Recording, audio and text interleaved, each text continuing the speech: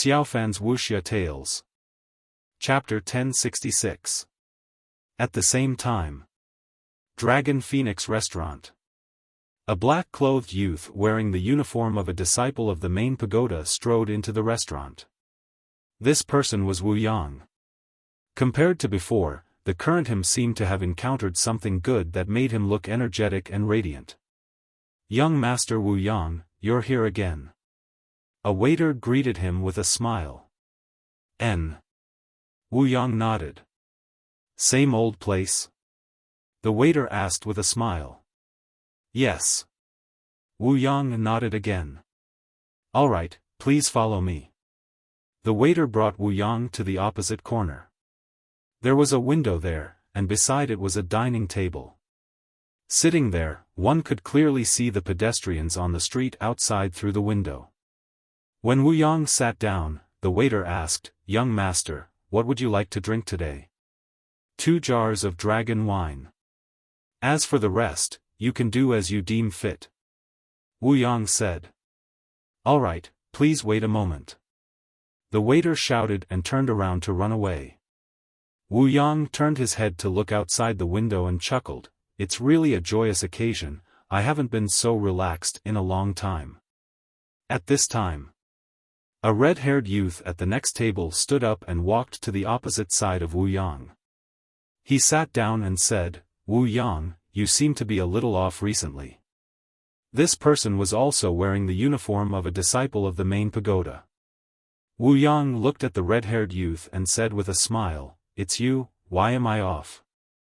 The red-haired youth said, "A while ago, it was very difficult for me to meet you here, but recently, I can see you every day. Tell me honestly, did something good happen?" "Haha," Wu Yang laughed loudly and said, "It must be a good thing, otherwise, why would I be so happy?" The red-haired youth's eyes lit up as he asked curiously, "What good thing? Tell me about it." I can't say." Wu Yang shook his head, pretending to be deep. "You're still being mysterious, are you interested?" The red-haired youth looked at him with dissatisfaction. Wu Yang laughed, "It's not being mysterious, it's a little secret, I really can't say it." Actually, this so-called little secret was Qin Feiyang. Ever since he signed the slave seal, he had been thinking of ways to get rid of Qin Feiyang's control. However, no matter what he did, it was useless.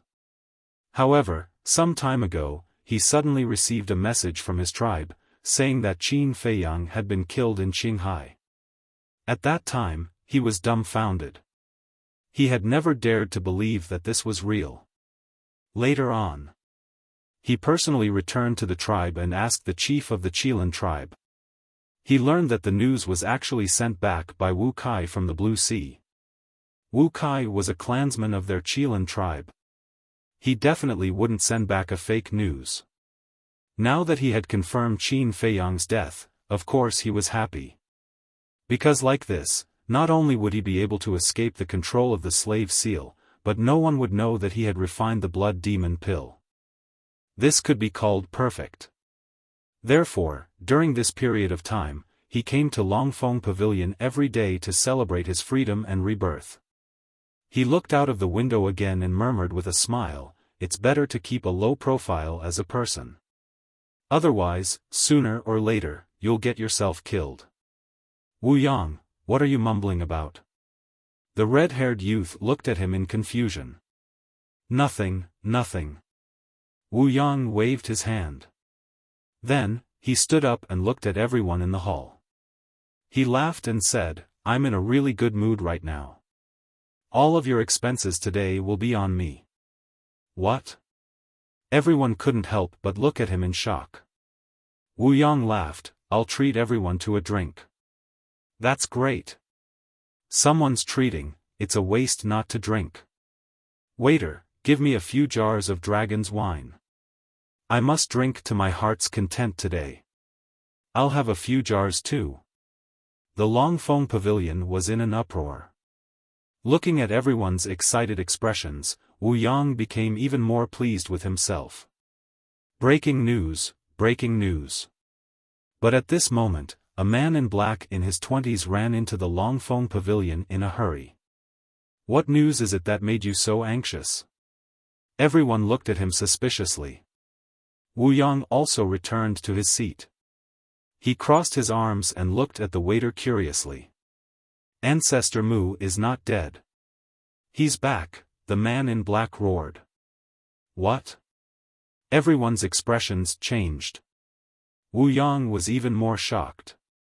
Before his butt could even warm up, he suddenly stood up, his face filled with disbelief. Shua!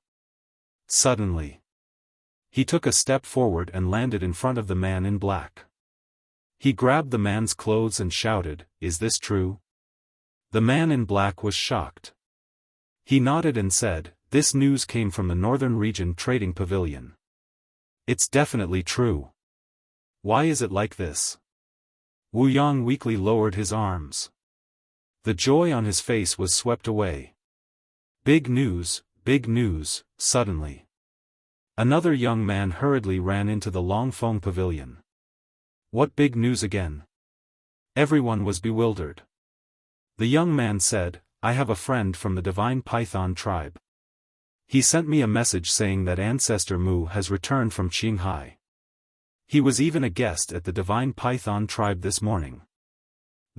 Everyone looked at each other. Looks like Ancestor Mu is really not dead. Actually, thinking about it, how could such a monster be a short-lived ghost? Right, someone must have deliberately spread rumors in the past.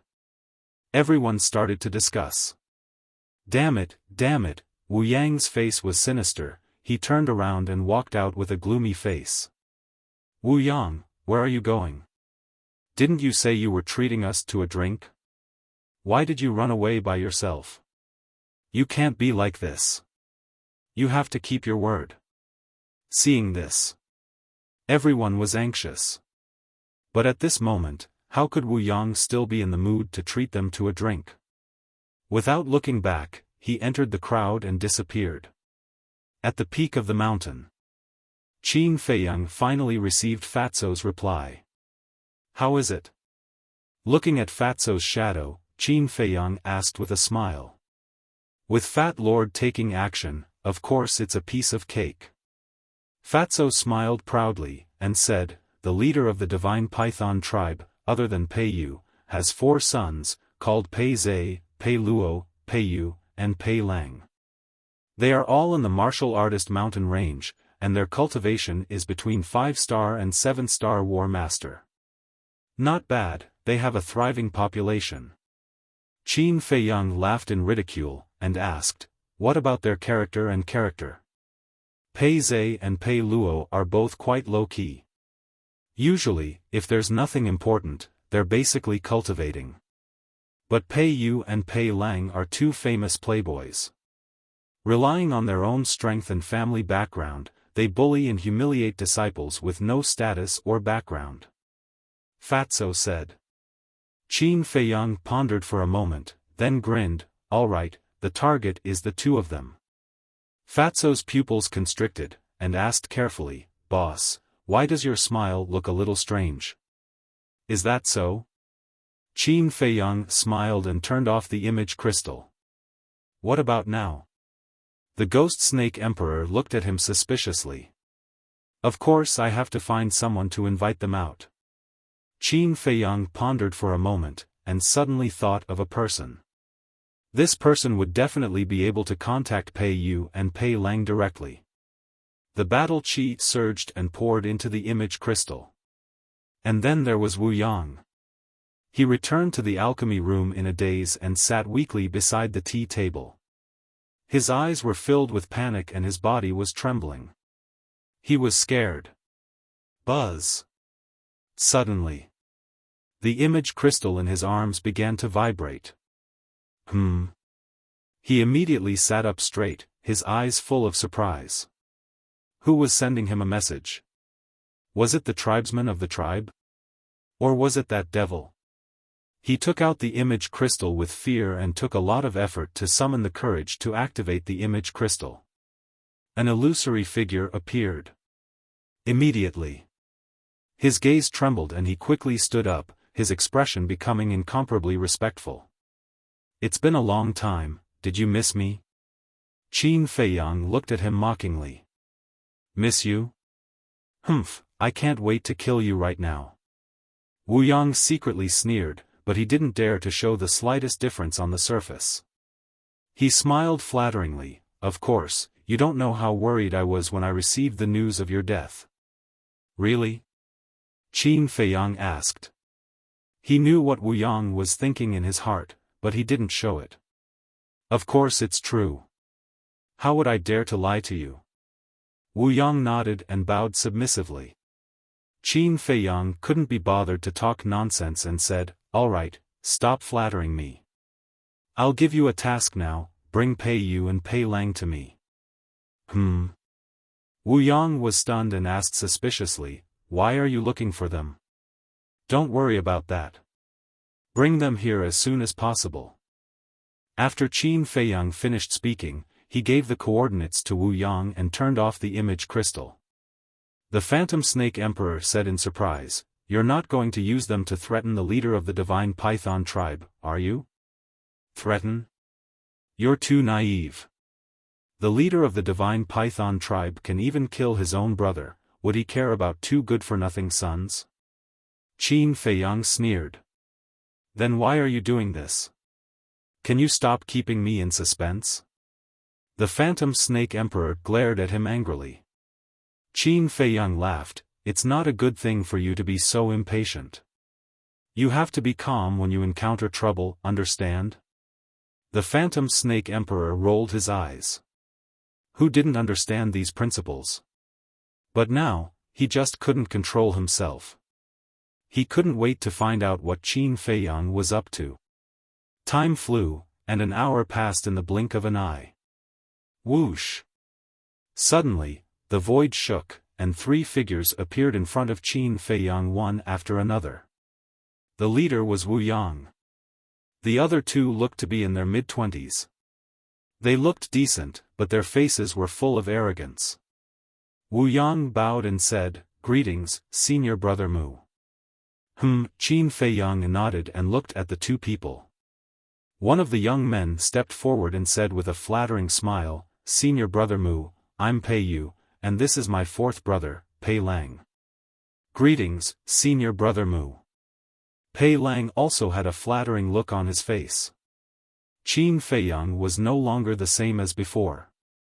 Even the descendants of the leaders of these super tribes had to curry favor with him.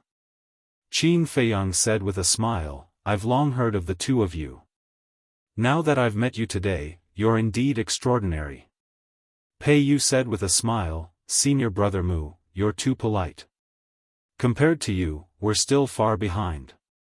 Pei Lang added, "Yes, please take care of us in the future, Senior Brother Mu."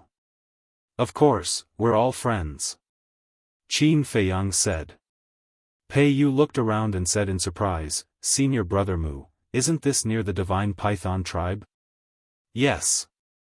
Pei Yi and I were just here barbecuing meat with a group of children." Chapter 1067. Hearing Pei Yi's name, Pei Yu and Pei Lang raised their eyebrows subtly.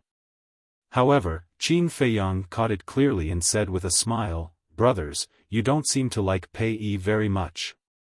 How should I put it? Pei Yu and Pei Lang were a little hesitant.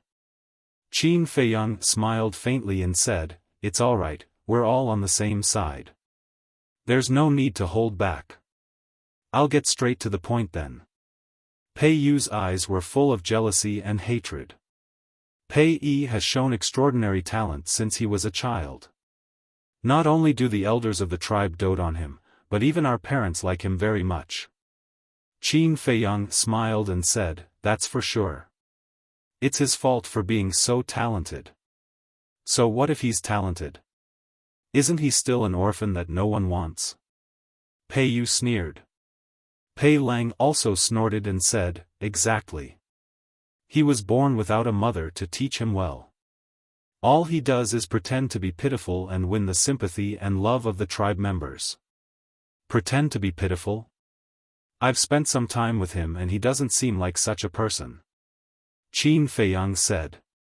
Pei Yu said, Senior Brother Mu, don't be fooled by his appearance. He's not a good person. Stay away from him in the future. Yes, yes, yes. He's not on the same side as you at all. Pei Lang flattered. Qin Feiyang was stunned and he said mockingly, then who should I be on the same side as? Us, of course. Look, you're the disciple of the chief pagoda master. You have a noble status and no one can compare to you. Although the two of us can't compare to you, we're still the descendants of the leaders of the super tribes. We won't embarrass you if we're together, right?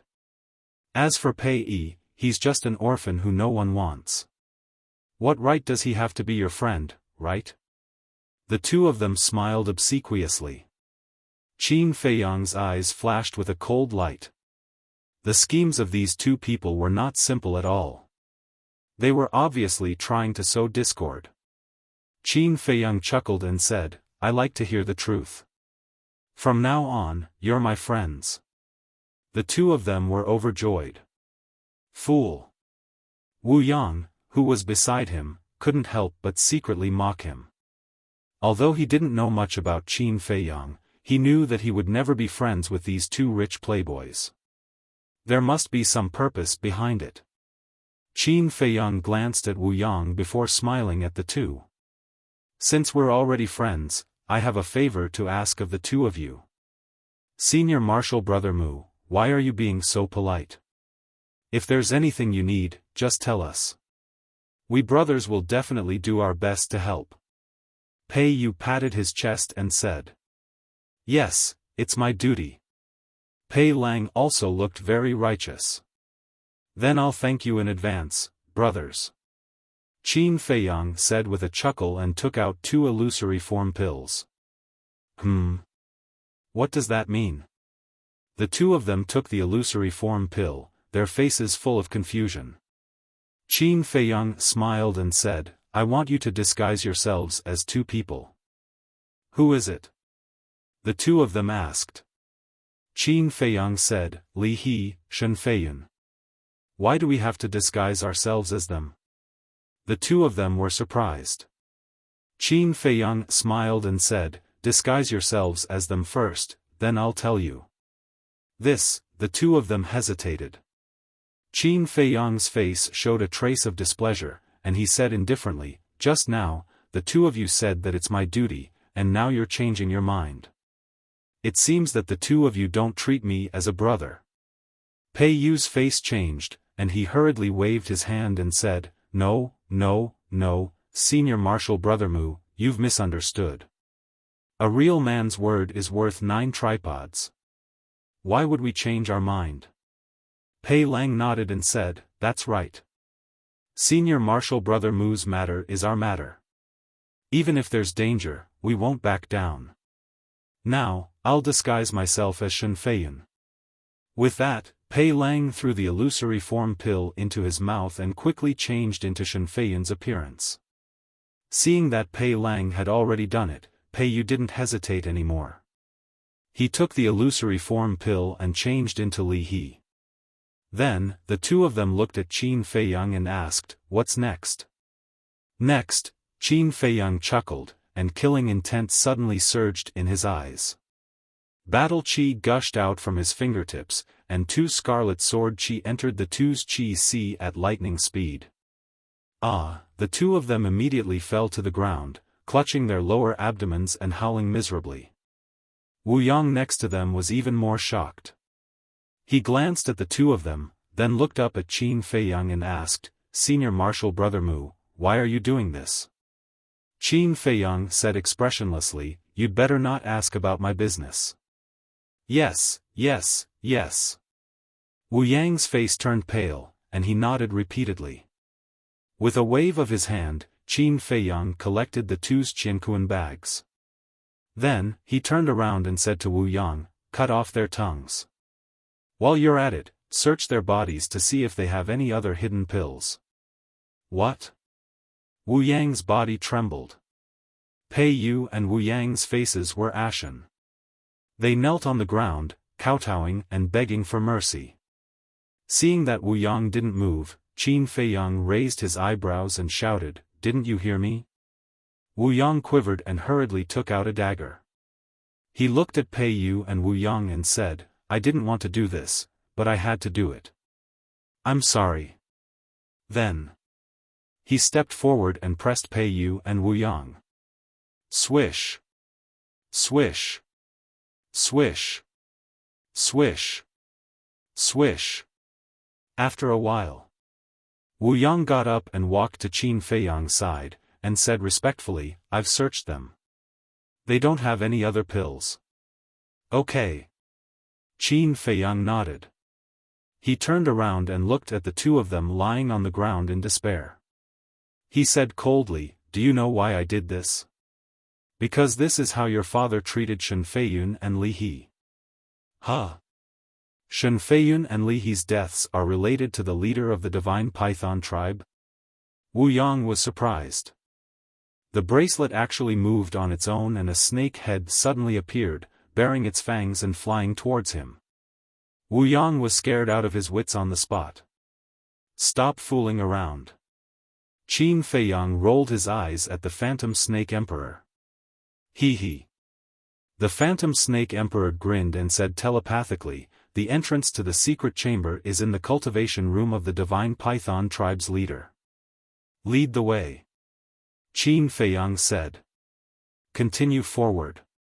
The Phantom Snake Emperor said. Qin Feiyang dragged Wu Yang, who was scared out of his wits by the Phantom Snake Emperor, and flew forward. It turns out that the bracelet was transformed from a snake.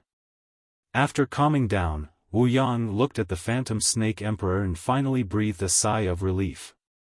The Phantom Snake Emperor glanced at Wu Yang and telepathically said, "Qin Feiyang, I just wanted to tease him just now, but I didn't expect him to be so scared. He's too cowardly, why did you keep it?"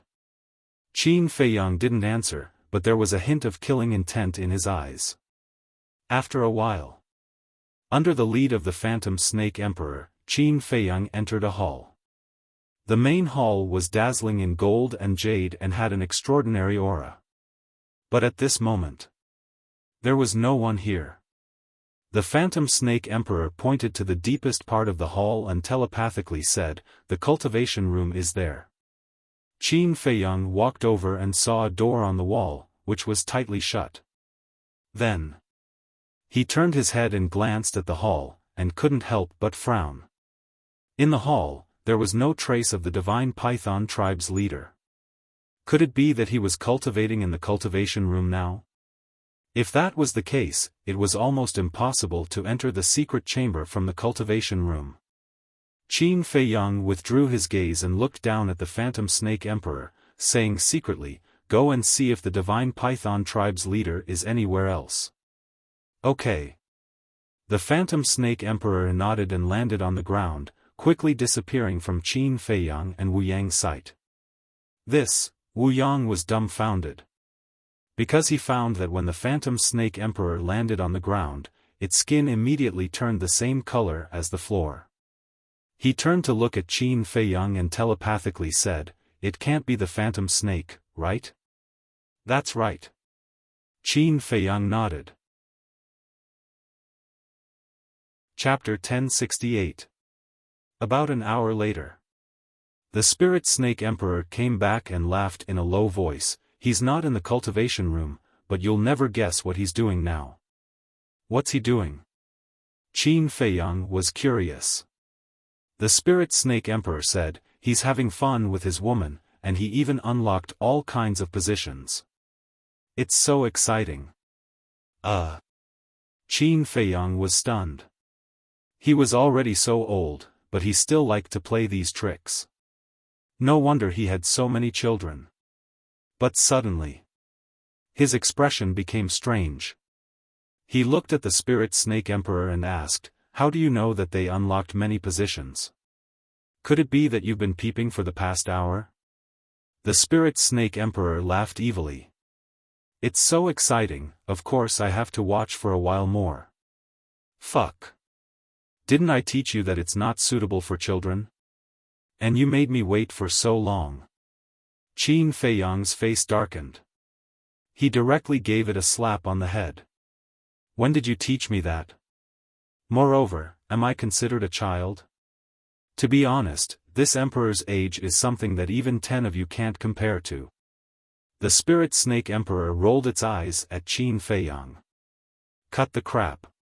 You'd better not watch this kind of thing in the future. Qin Feiyang snorted, turned to look at the stone door, and asked, how do I open it? Aren't you very capable? Think of a way yourself. The spirit serpent emperor harumphed, looking extremely displeased. Say that again? Qin Feiyang's eyes turned cold. The spirit snake emperor smiled embarrassedly and quickly said, just open it directly, but do it gently and don't make too much noise. Qin Feiyang walked up and pushed lightly with his hand. The stone door slowly opened. The cultivation room behind the door was about 100 feet wide, but there was nothing. There was only an old futon in the center. Qin Feiyang walked in, glanced at the cultivation room, and asked, where's the entrance to the secret room? It's beside the futon. The spirit snake emperor led the way. Close the door. Without looking back, Qin Feiyang ordered Wu Yang and strode towards the cattail hassock.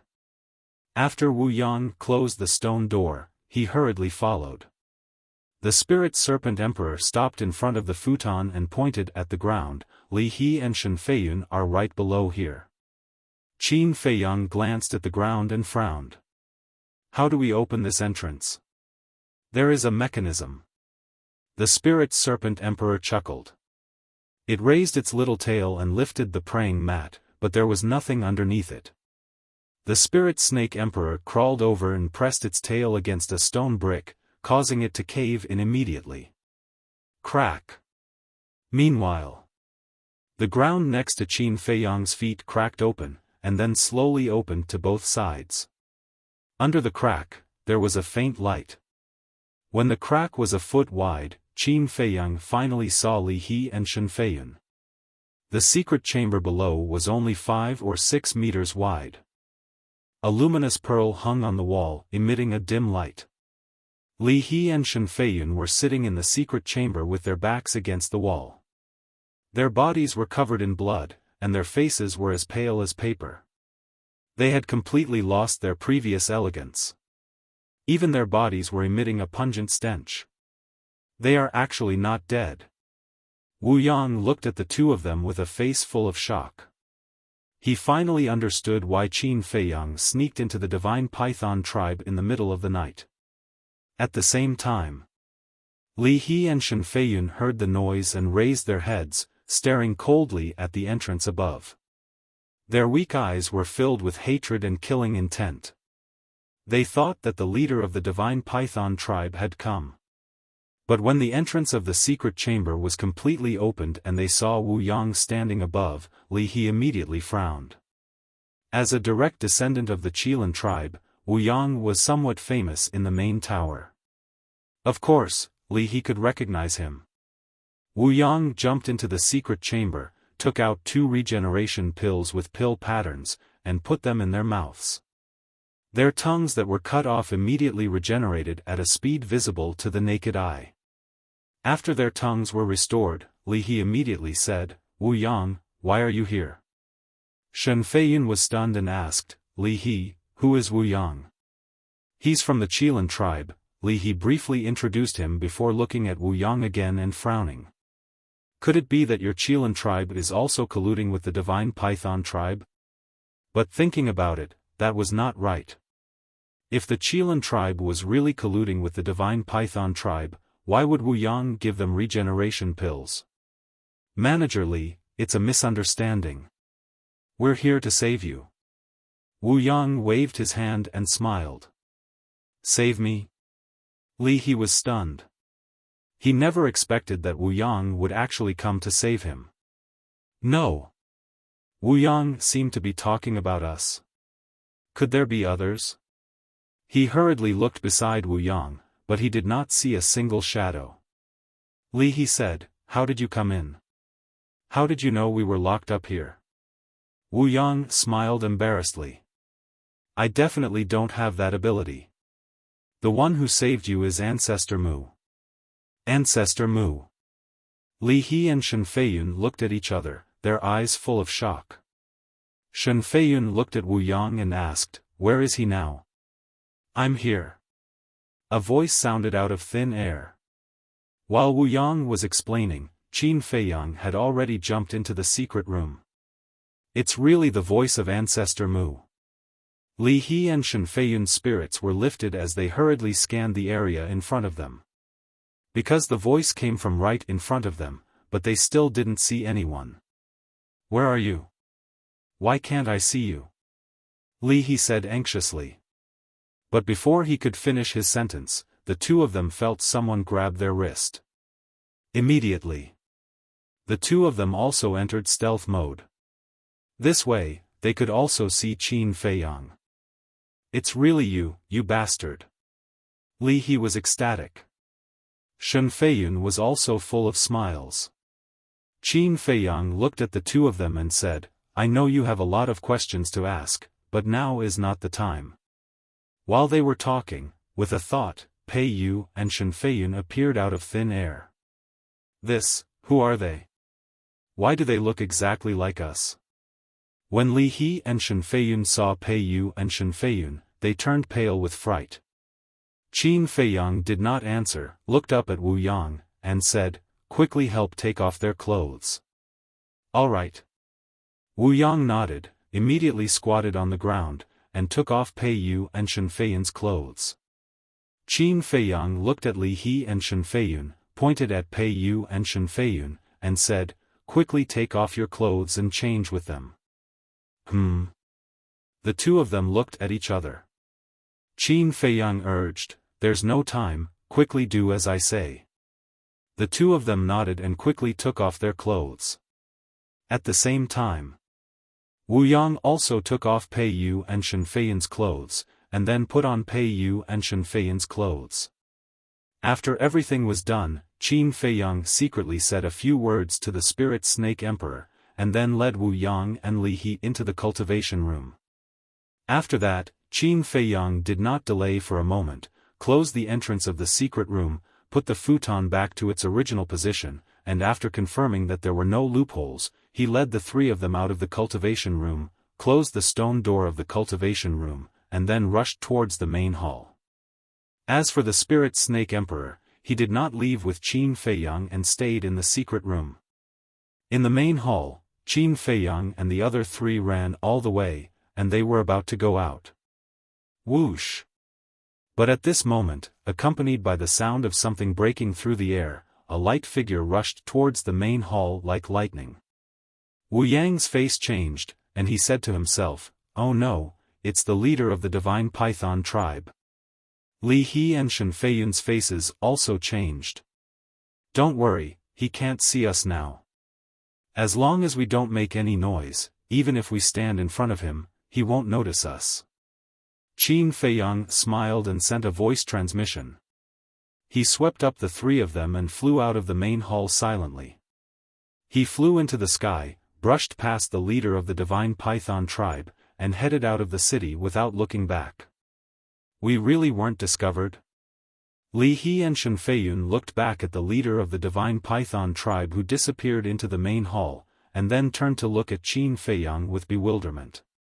A moment later, Qin Feiyang finally flew out of the Divine Python tribe and landed on a mountain peak outside the city.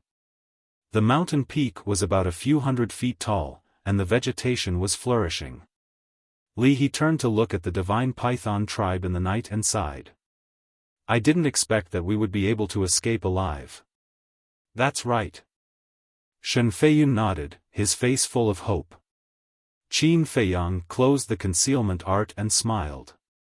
"Heaven helps the good. Both of you are good people, and you will definitely be able to turn misfortune into blessing." "Good people?" The two of them smiled bitterly. Which cultivators' hands were not stained with blood? How many of them dared to call themselves good people? The two of them looked at each other and nodded at the same time. They turned around and knelt in front of Qin Feiyang.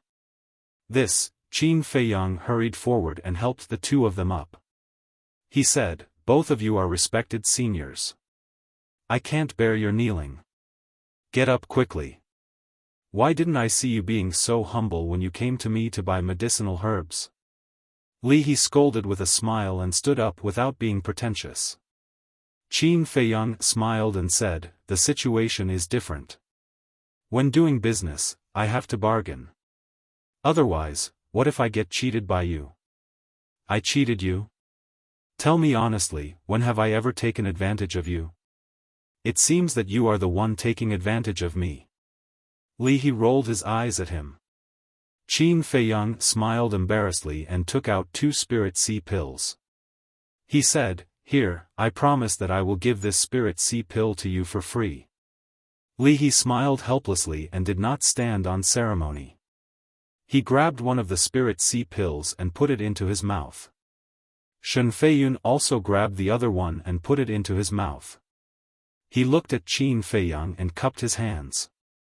Brother Mu, no matter what, I have to thank you properly today. Thank you.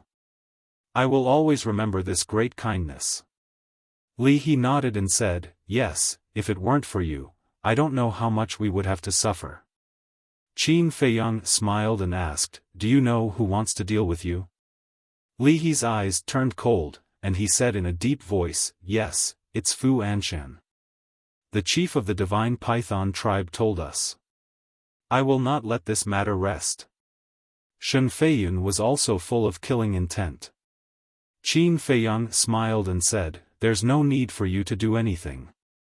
I've already made arrangements. He won't be able to jump around for long. Just wait and see. Arrangements? The two of them looked at each other with a trace of suspicion in their eyes.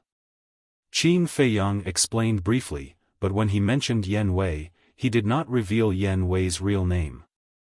I see. This time, we really have to thank him. Li He suddenly realized that the he was referring to Yan Wei. Chapter 1069. Qin Feiyang smiled. Fu Anshan is an old fox. If we don't use some tricks, we won't be able to find his weakness. He is indeed an old fox. After being with him for so many years, I thought I knew him very well. But in the end, I realized that was not his true face at all. Li He's face was filled with disgust. Hearing the conversation between the 3 of them, Wu Yang could not help but shudder. He did not expect Fu Anshan to be such a person. But compared to Fu Anshan, Qin Feiyang scared him more. No matter what happened, he was able to strategize.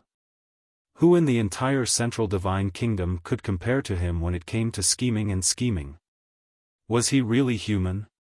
Wu Yang could not help but wonder. By the way, what demonic art did you use when you brought us away? You passed by the leader of the divine python tribe and did not notice us? Li He asked. Shen Feiyun also looked at Qin Feiyang curiously. Demonic art? Qin Feiyang smiled bitterly. He was not a monster. How could he know any demonic arts? He explained, it's a battle art that can make one invisible. I see. Li He and Wu Yang were enlightened. Shen Feiyun asked, what should we do next? Qin Feiyang thought for a moment and said, don't show yourself in front of others for the time being. Find a place to cultivate and don't send anyone a message. Li He frowned and said, I want to send a message to Yan. I understand how you feel, but you can't do that. Because if there's a mistake, the plan to get rid of Fu Anshan and Wu Yang might fail. Qin Feiyang said sternly. This, Li He hesitated for a moment and nodded. All right then. Yan thinks I'm dead anyway. It doesn't matter if I appear now or later. It's good that you can think that way. Qin Feiyang smiled. Oh no. Suddenly. Shen Feiyun seemed to have thought of something and his expression changed. What's wrong? Qin Feiyang and the other 2 were startled and looked at him in surprise. Although Pei Yu and Pei Lang disguised themselves as us, although you confiscated their Qianquan bags and pills, causing them to be unable to regrow their tongues and speak. Although you crippled their cultivation and caused them to be unable to transmit their voices, they could still write by hand. For example, if they used their own blood to write some words on the ground, wouldn't the divine python tribe's leader know that they are fake when he sees those words? Shen Feiyun said. Yeah. Li He's eyes trembled. He hurriedly looked at Qin Feiyang and said, while it's still early, let's go there again. Qin Feiyang shook his head and said, the concealment spell can only be used once a day. The leader of the divine python tribe has already returned to the main hall. It is almost impossible for him to return to the secret chamber. Then what should we do? Shen Feiyun asked. Li He suggested, why don't we go look for the chief tower master now? Qin Feiyang smiled and said, seniors, don't worry. How can I not be anxious? If he really finds out that we have escaped, he will definitely flee immediately. The Forgotten Continent is so big, and he is so strong. If he wants to hide, we won't be able to find him at all. Li He said anxiously. Qin Feiyang smiled faintly and said, he won't find out because I have already thought of this. So when I left, I asked the Spirit Snake Emperor to stay behind. Already thought of this? The two of them looked at each other. Qin Feiyang nodded. Wu Yang was puzzled. Then what can the Spirit Snake Emperor do by staying behind? Qin Feiyang smiled faintly and said, knock out Pei Yu and Shen Feiyun and keep them unconscious. When he sees that they are unconscious, the divine python tribe's leader won't be suspicious. Won't be suspicious? Are you that confident? Li He frowned. Qin Feiyang nodded. How so? Li He asked. It's very simple. When you were imprisoned, you were tortured a lot by him, right? Your body was very weak to begin with, right?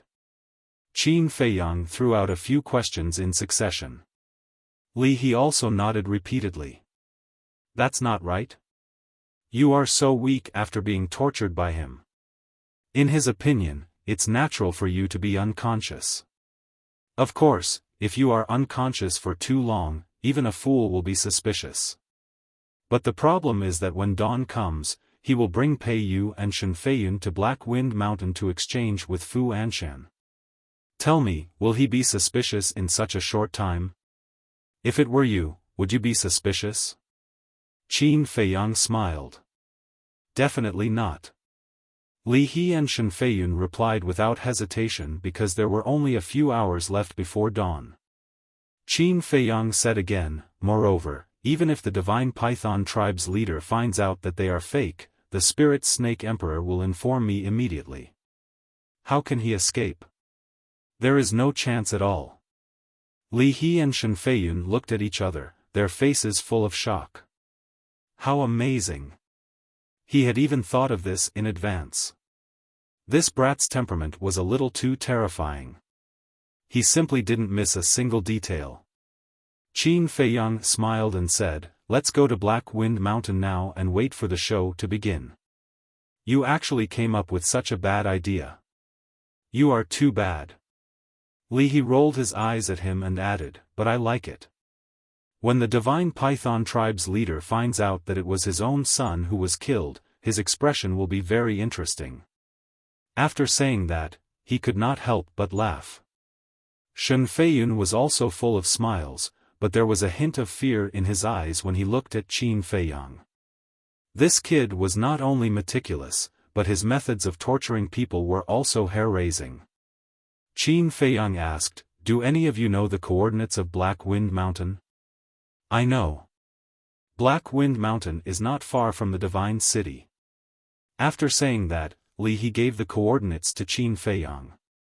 Qin Feiyang waved his hand, and a portal quickly opened. Can I go back first? Wu Yang asked. No. Qin Feiyang shook his head. Wu Yang's expression froze, and he could only helplessly follow behind the three of them and enter the portal. Time flew by. Early morning. The sun gradually rose from the horizon. The red sunlight shone on the earth, causing all things to recover. On a mountain peak, Qin Feiyang and the other three sat cross-legged, absorbing the essence of heaven and earth, cultivating their bodies and minds. After a night of rest, Shen Feiyun and Li Hixi of Qi had recovered, their injuries were healed, and their spirits were better. Buzz! Suddenly, a buzzing sound was heard. Qin Feiyang suddenly opened his eyes, and two rays of light burst out. He took out the image crystal. The phantom of the spirit snake emperor quickly appeared. Shen Feiyun, Li He, and Wu Yang also opened their eyes at this moment and looked at the spirit snake emperor. "How is it?" Qin Feiyang asked.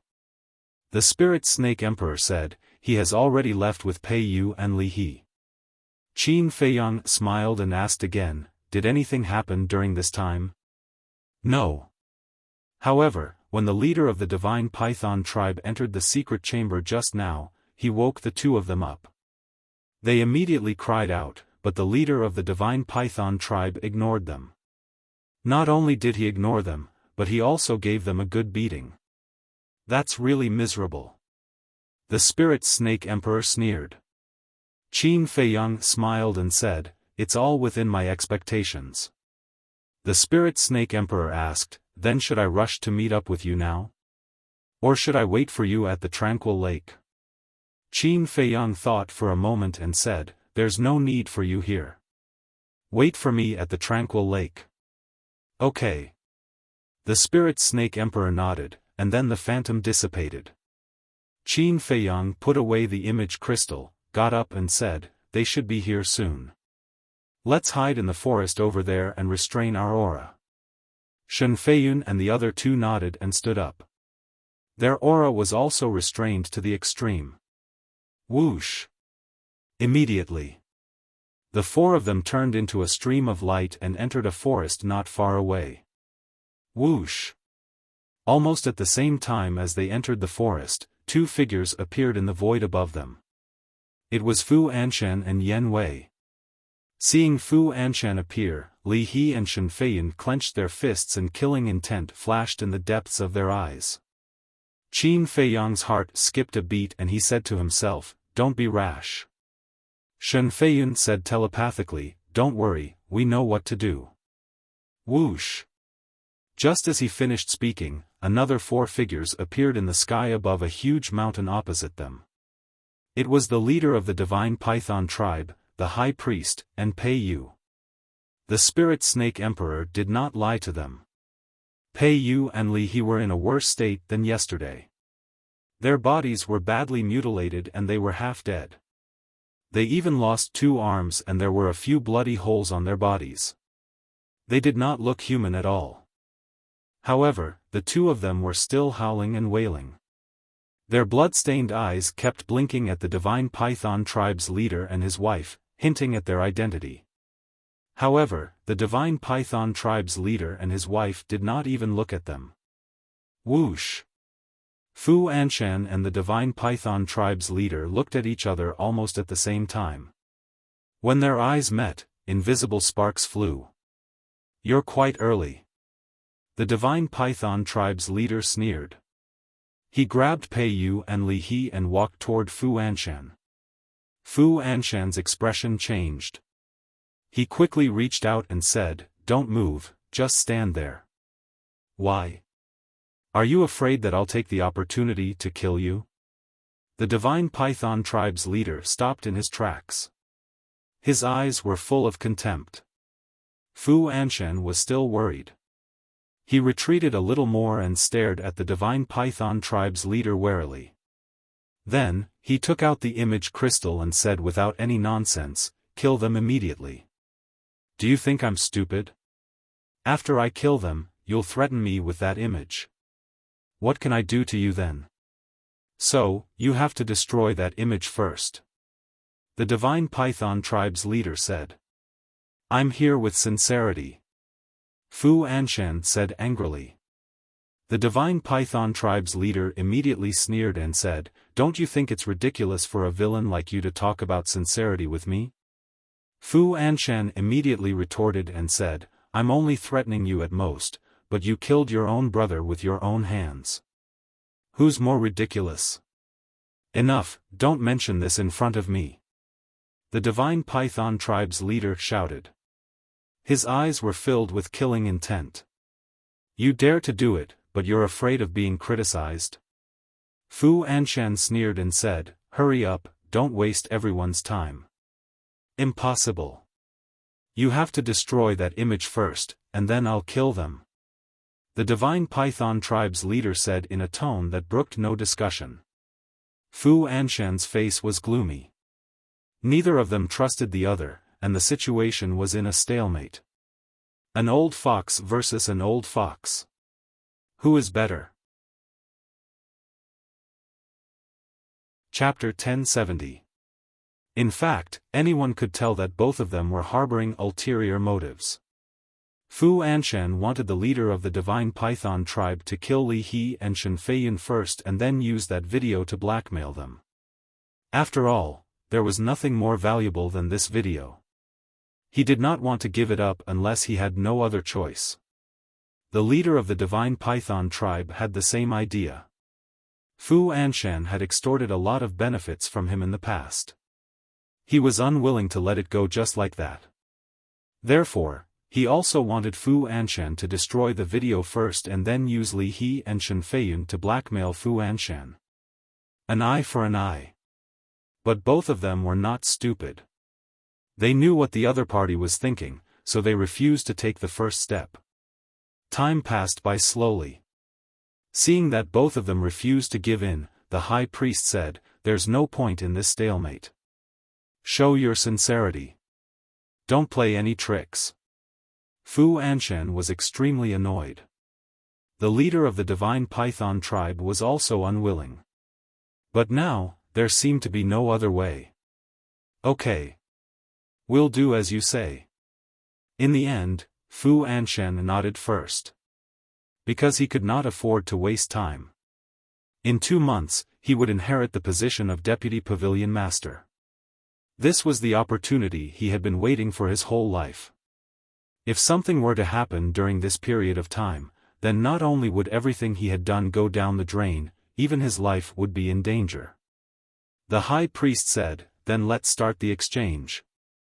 Fu Anshan glanced at the leader of the Divine Python tribe and turned to Yen Wei. You go. Yes.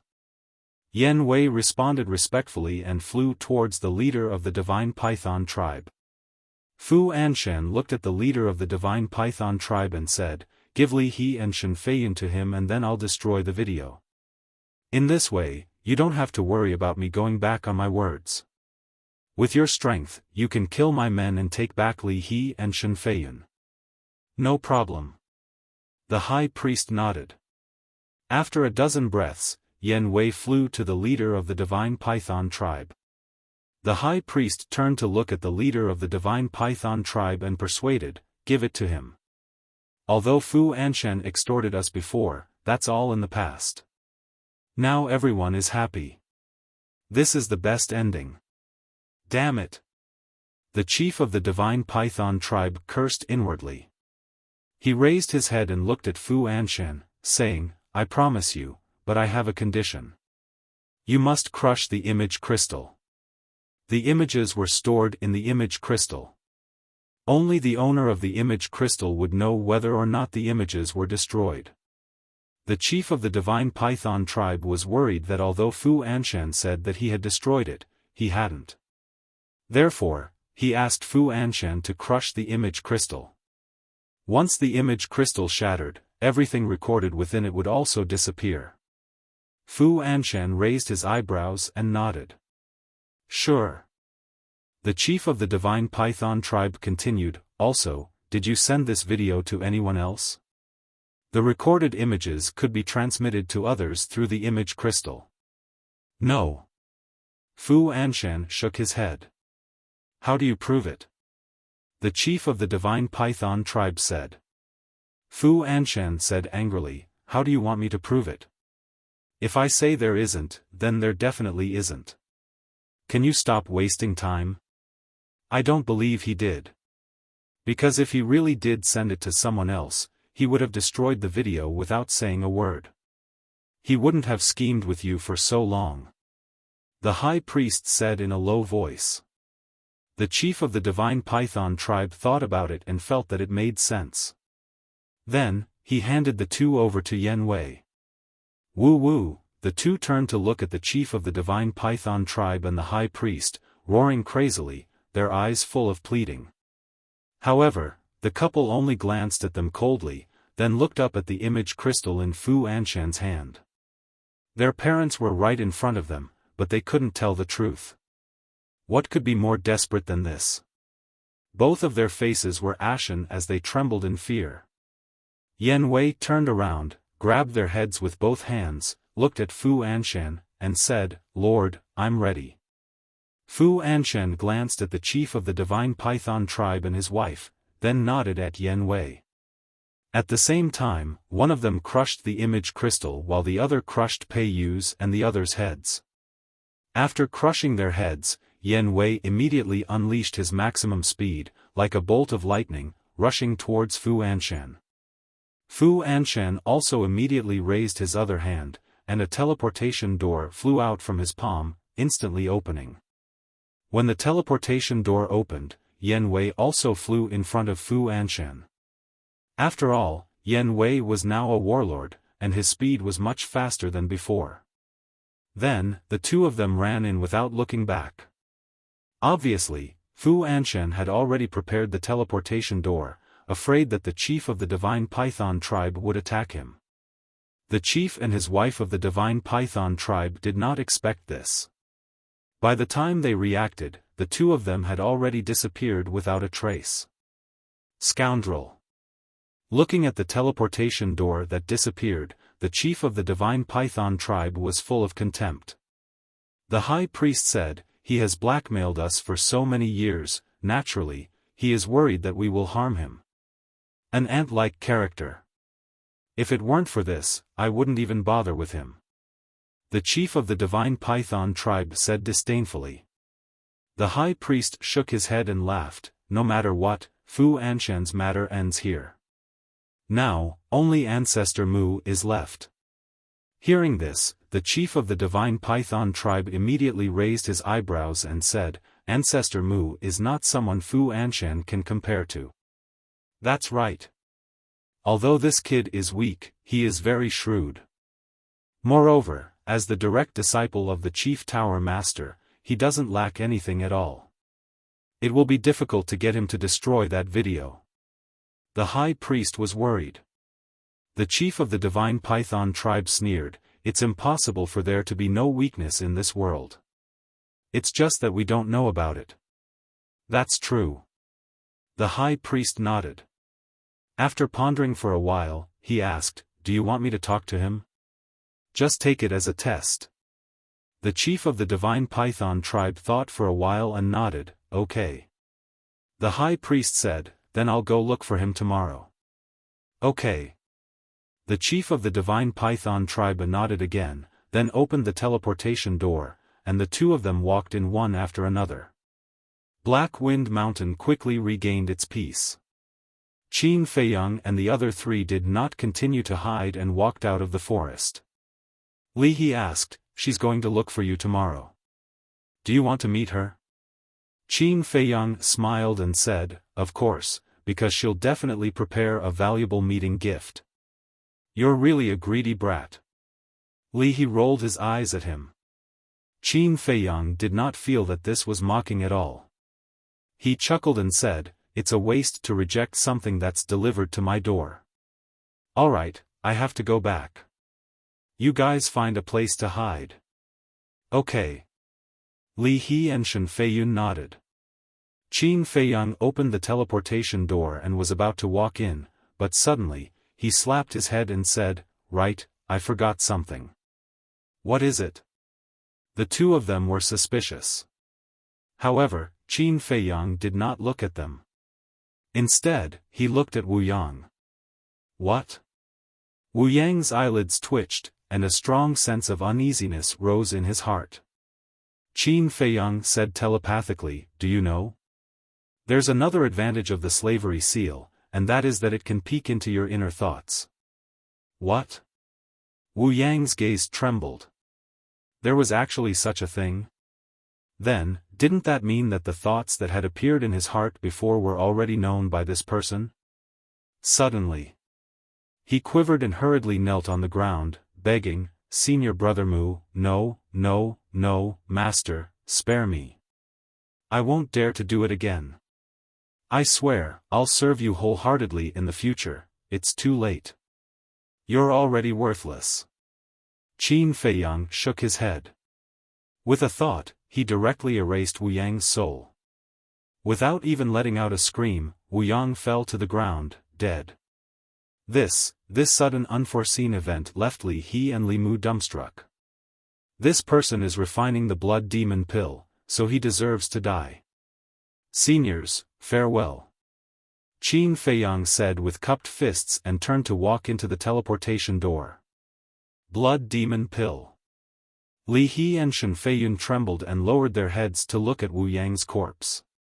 There was no other emotion except disgust. The person who refined this kind of medicinal pill was basically insane and deserved to be killed. Shen Feiyun looked up at the teleportation door and murmured, "He's calm, meticulous, and decisive. If he doesn't die, he'll definitely become someone great in the future." That's right. Sooner or later, we'll have to look up to him. Li He nodded. There was only one such terrifying young man in the world. Calming Lake. On the island. The lush green grass swayed with the wind, exuding boundless vitality. Beautiful flowers bloomed one after another.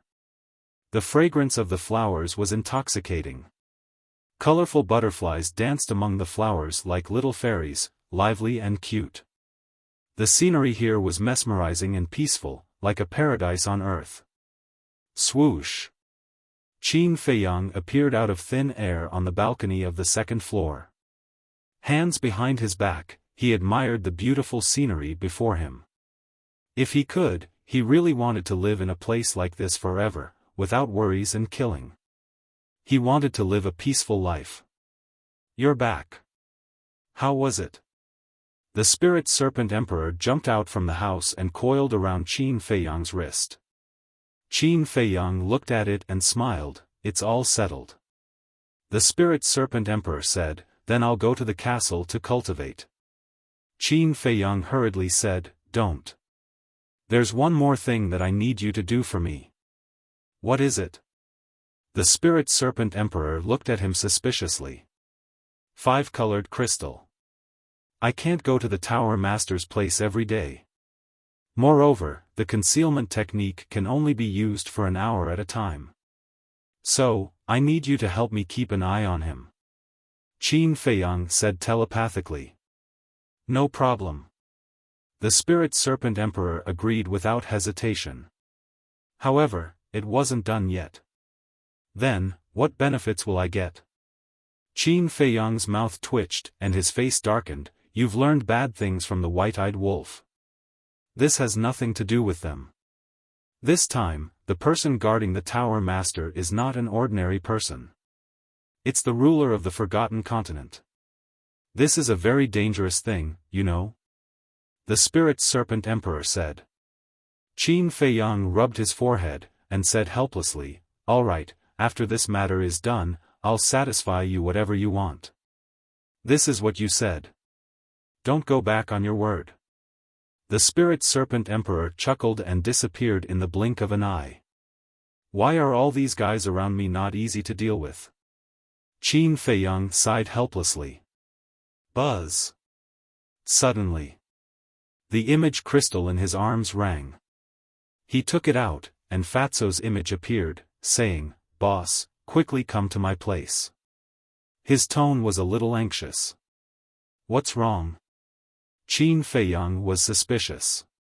"Something's up."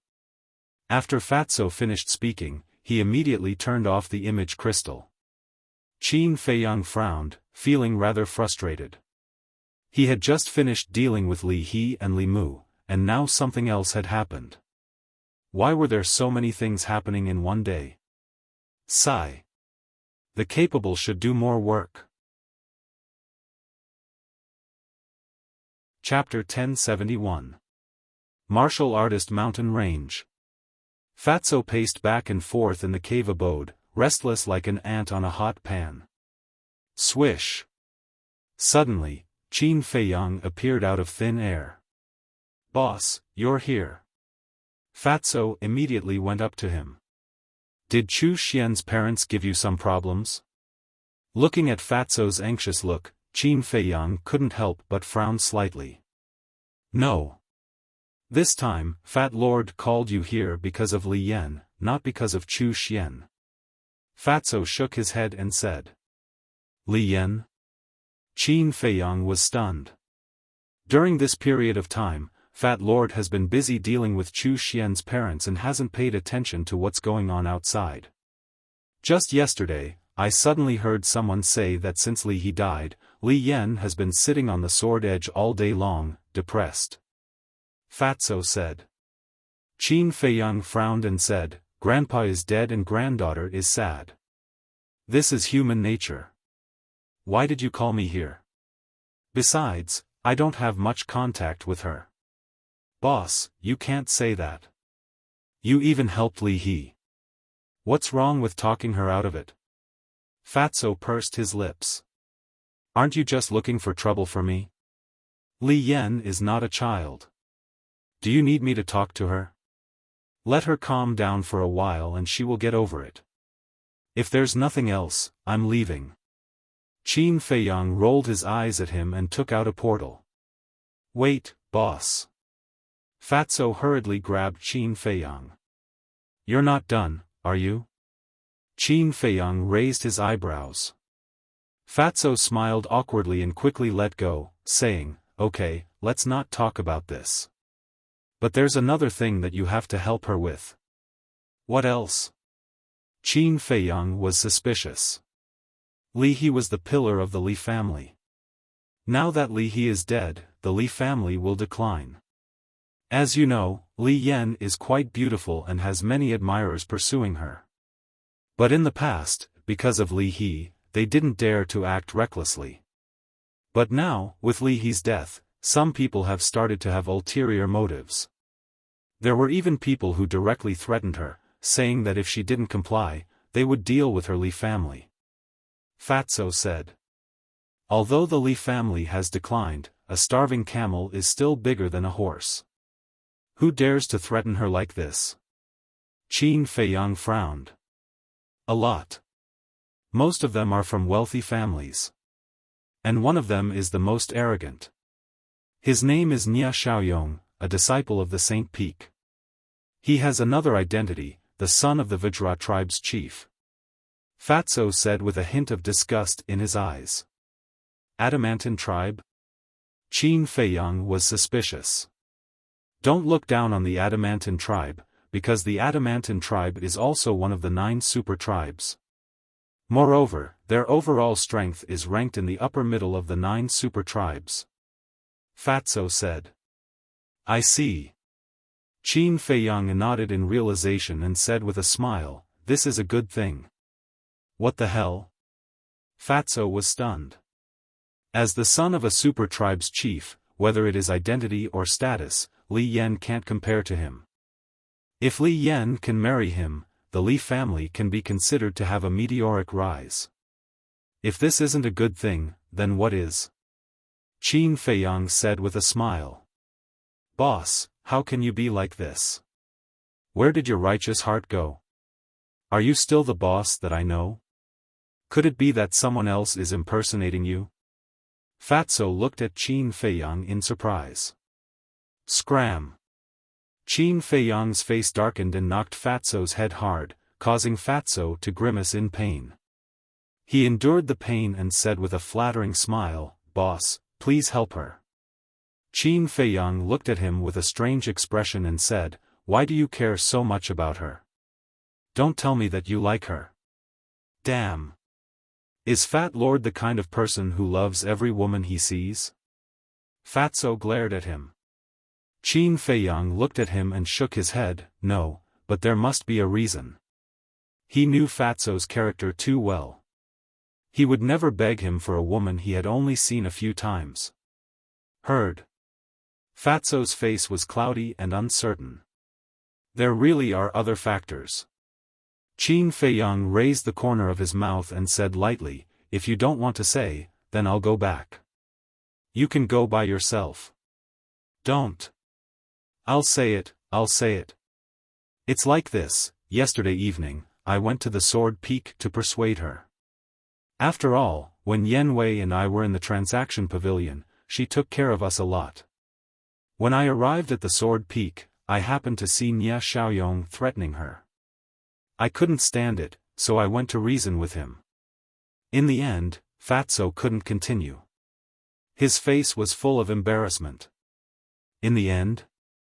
Qin Feiyang was curious. This, that, the fatty stammered. When he saw Qin Feiyang take out another teleportation gate, he hurriedly said, in the end, he didn't say anything and slapped me a few times. He even threatened to cripple me if I meddled in his business again. Qin Feiyang was stunned. Looking at Fatso's chubby face, he teased, it's good to give you a few slaps. It'll help you lose weight. Boss, you're my brother. Your brother was beaten and you still say such things. You're too much. Fatso grumbled discontentedly. You deserve it. Is the disciple of the Saint Peak someone you can provoke? What's more, he's a direct descendant of a super tribe. Qin Feiyang said expressionlessly. But this was not the point. What angered him the most was that this damn Fatso actually tricked him. He said that he was helping Li Yan, but in fact, he was helping himself. Boss, I was wrong. I shouldn't have tricked you. Please help me. If I don't vent my anger, I really can't feel at ease. Fatso looked at him pitifully. Qin Feiyang rolled his eyes at him and sneered, you have to look at the owner before beating a dog. He clearly knows that you're my person, yet he still dares to touch you. He's looking down on me too much. Don't worry, I'll definitely help you get back your face. Thank you, boss. Fatso was overjoyed. As long as the boss took action, the disciples of the Saint Peak and the direct descendant of a super tribe were all small fry. No. Suddenly. He looked at Qin Feiyang angrily and said, Boss, what do you mean? You have to look at the owner before you hit a dog? Is Fat Lord's position in your heart only like this? Qin Feiyang's face stiffened. In all honesty, he had never thought of it that way. It was purely a habit. He looked at Fatso and pretended to be stupid, did I say that? Nonsense, Lord Fatty's ears aren't deaf. Fatso roared. Okay, it's just a slip of the tongue. Don't take it to heart. I'll apologize to you, okay? Qin Feiyang smiled embarrassedly. Knowing that he was pretending to be stupid, couldn't he give him a way out? If an apology is useful, what's the use of justice? Fatty didn't want to let go of the fact that he was in the right. Then what do you want? Qin Feiyang was helpless. It was really as the saying goes, trouble comes from the mouth. Fatso thought for a moment and laughed, Fat Lord can forgive you, but you have to promise me that you will cripple that Nia Xiaoyong.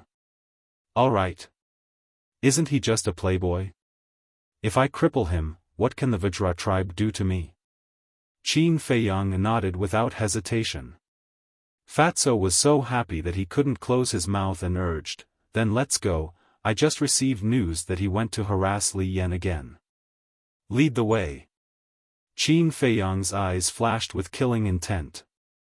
Daring to bully Qin Feiyang's brother, even if it was the emperor, he wouldn't let him go. Buzz. Fatso waved his hand and opened a teleportation door. The two of them rushed in one after another. At the same time. Sword Edge. This giant peak was located next to a river a few miles away from the Warrior Mountain Range. It was more than 1,000 feet high, straight and steep. From afar, it looked like a giant sealed sword. This was the origin of the word Sword Edge.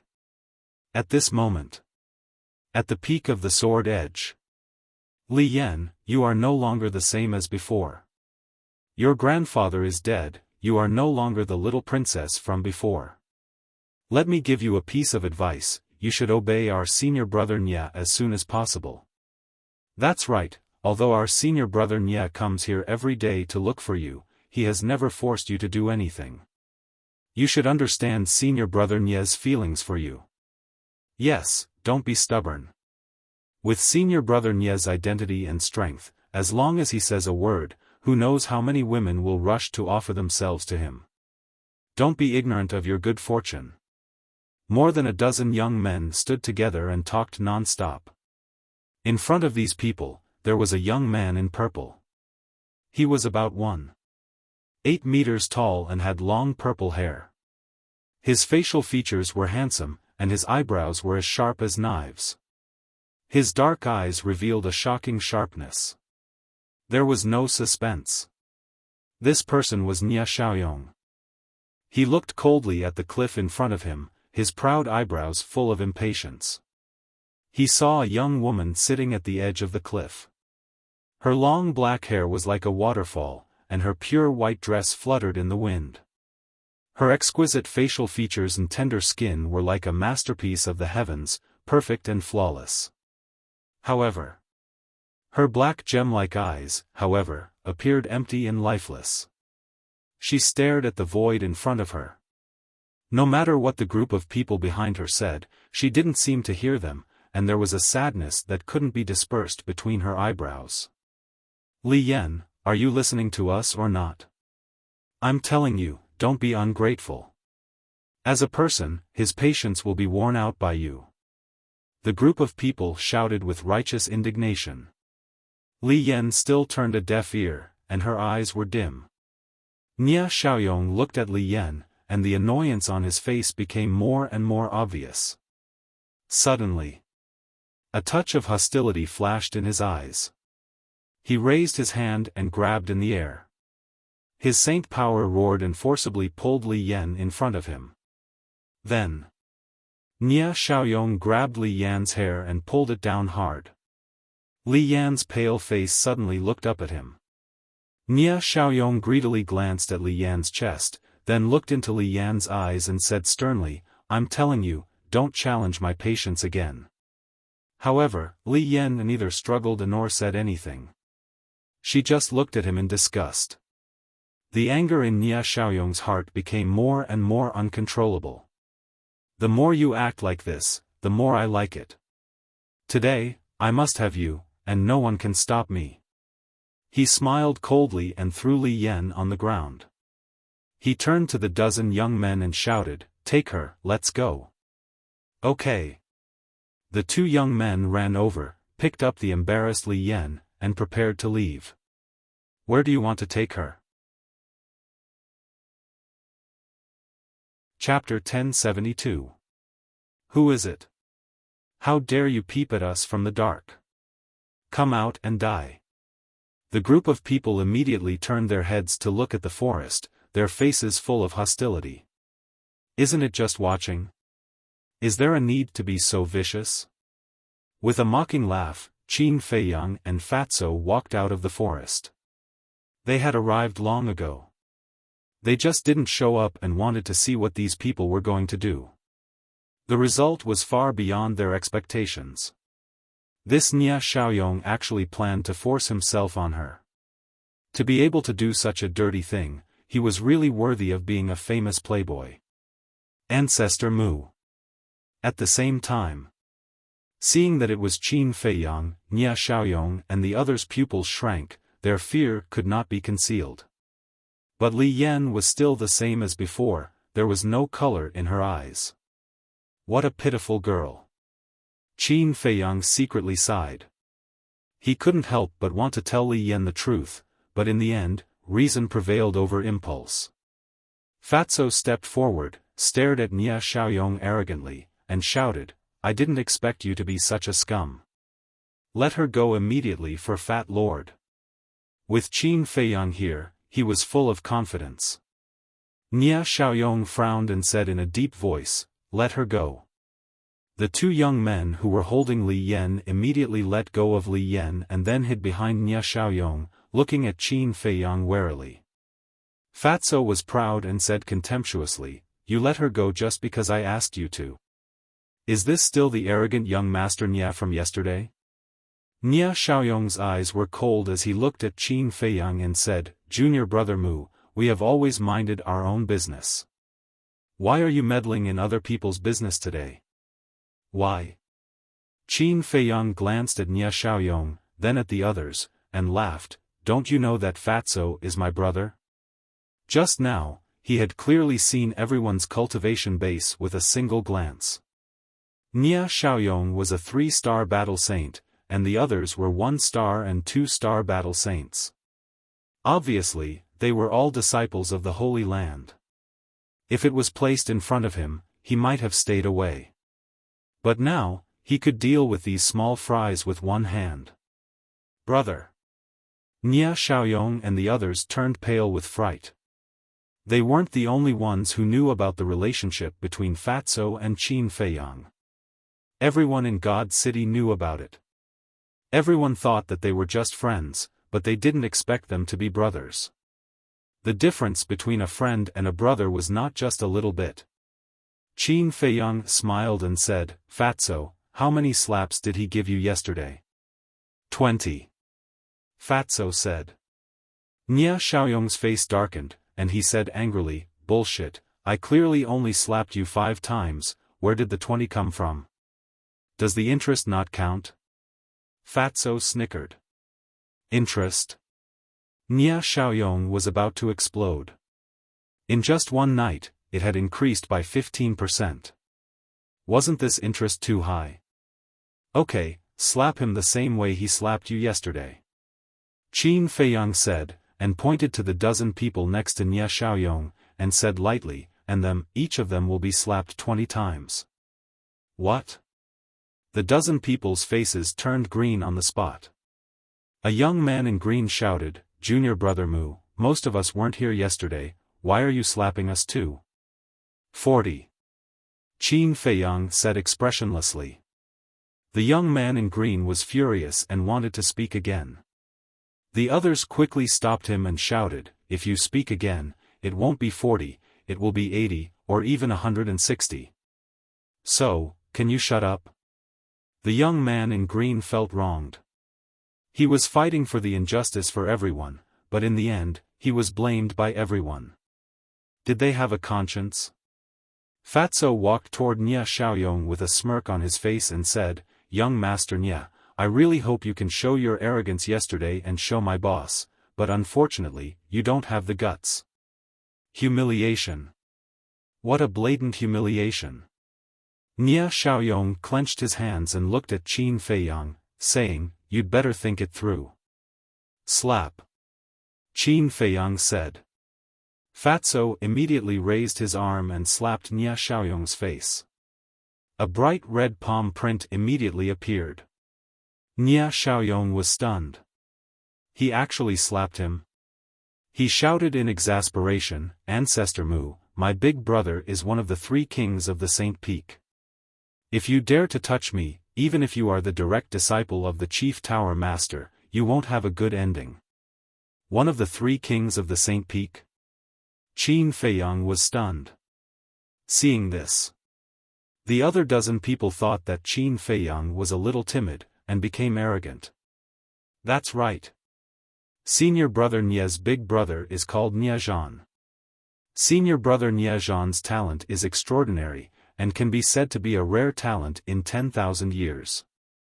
And he is deeply loved by the Peak Master of the Saint Peak, and the Peak Master has the intention to take him as a disciple. His future is limitless. And senior brother Nia Zhan usually loves senior brother Nia the most, so you'd better restrain yourself." The dozen people clamored. "Take him as a disciple?" Qin Feiyang raised the corner of his mouth and said with a smile, "So what? Your Peak Master of the Saint Peak is my future father-in-law. Wang Yu's father was the Peak Master of the Saint Peak."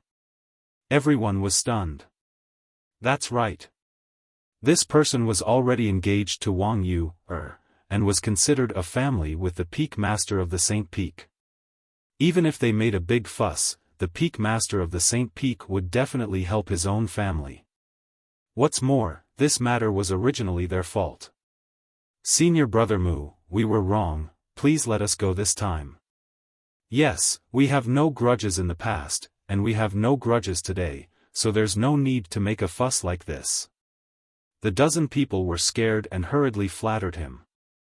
Seeing that the dozen people began to curry favor, Nia Xiaoyong's face turned livid. Continue to slap them. Qin Feiyang ignored those people. They were all clowns and were not pleasing to his eyes.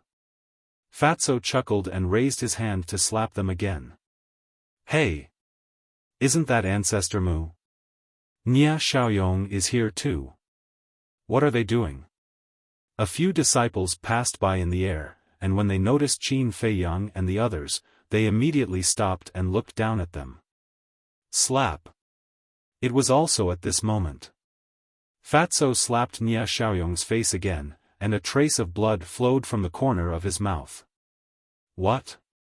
He actually slapped Nia Xiaoyong? The disciples in the air were stunned.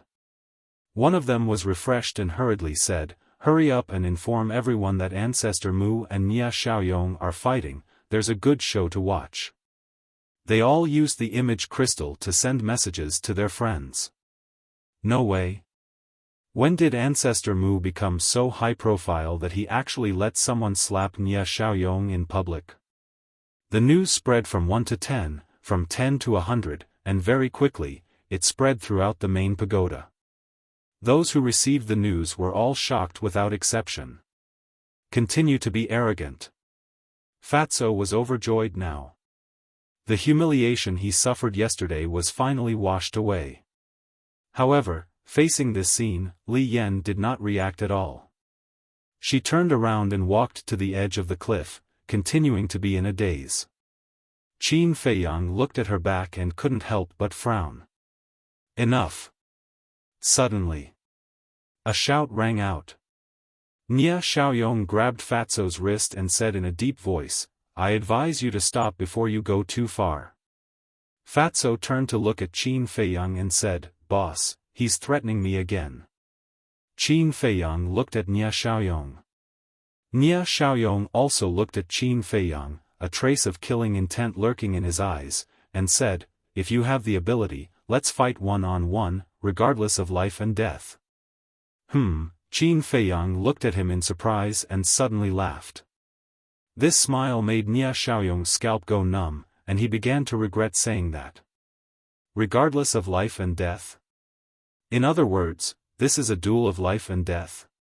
The few people in the sky looked at each other. It seemed that this matter had gotten out of hand. Fatso also looked at Nia Xiaoyong in shock and asked, "You really want to have a duel of life and death with boss?" Nia Xiaoyong's eyes darkened as he nodded and sneered, "Yes, but this young master is afraid that he doesn't dare." Fatso also laughed. Challenging Qin Feiyang? This was really borrowing courage from the heavens. However, even if he wanted to challenge, these 20 slaps couldn't be let go just like that. He suddenly raised his other arm and slapped towards Nia Xiaoyong's face again. "You're courting death." The killing intent in Nia Xiaoyong's eyes was no longer concealed. "You're the one who's courting death." At the same time, Qin Feiyang also moved. Like a ghost, he landed in front of Nia Xiaoyong. His palm was like a blade as battle chi gushed out and directly entered Nia Xiaoyong's lower abdomen. Nia Xiaoyong immediately knelt on the ground and screamed in pain. Qin Feiyang retracted his palm and shook off the blood on his hand. He turned to look at Fatso and said indifferently, "As you wish, you're crippled. Now you can do whatever you want. Boss is still the best." Fatso smiled flatteringly and stepped forward to punch and kick Nia Xiaoyong. "Ancestor Mu, you despicable person, you actually sneak attacked me when I wasn't paying attention." With his chi crippled, even if Nia Xiaoyong was a 3-star battle saint, he had no power to resist. He could only let Fatso destroy him as he howled in pain. despicable person.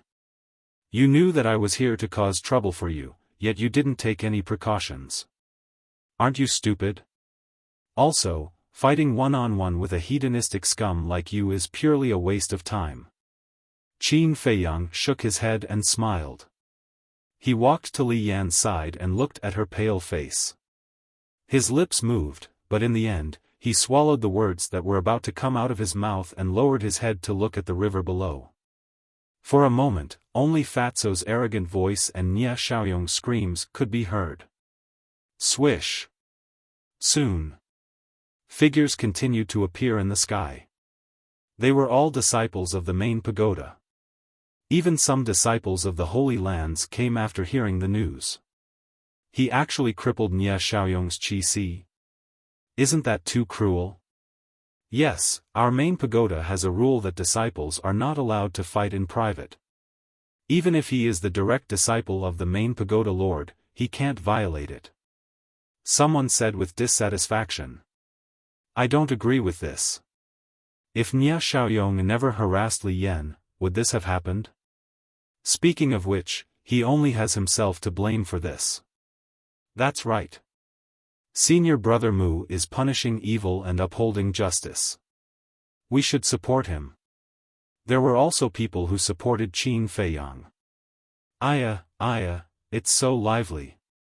At this moment, accompanied by a strange laughter, a purple-clothed youth broke through the sky and landed beside Qin Feiyang.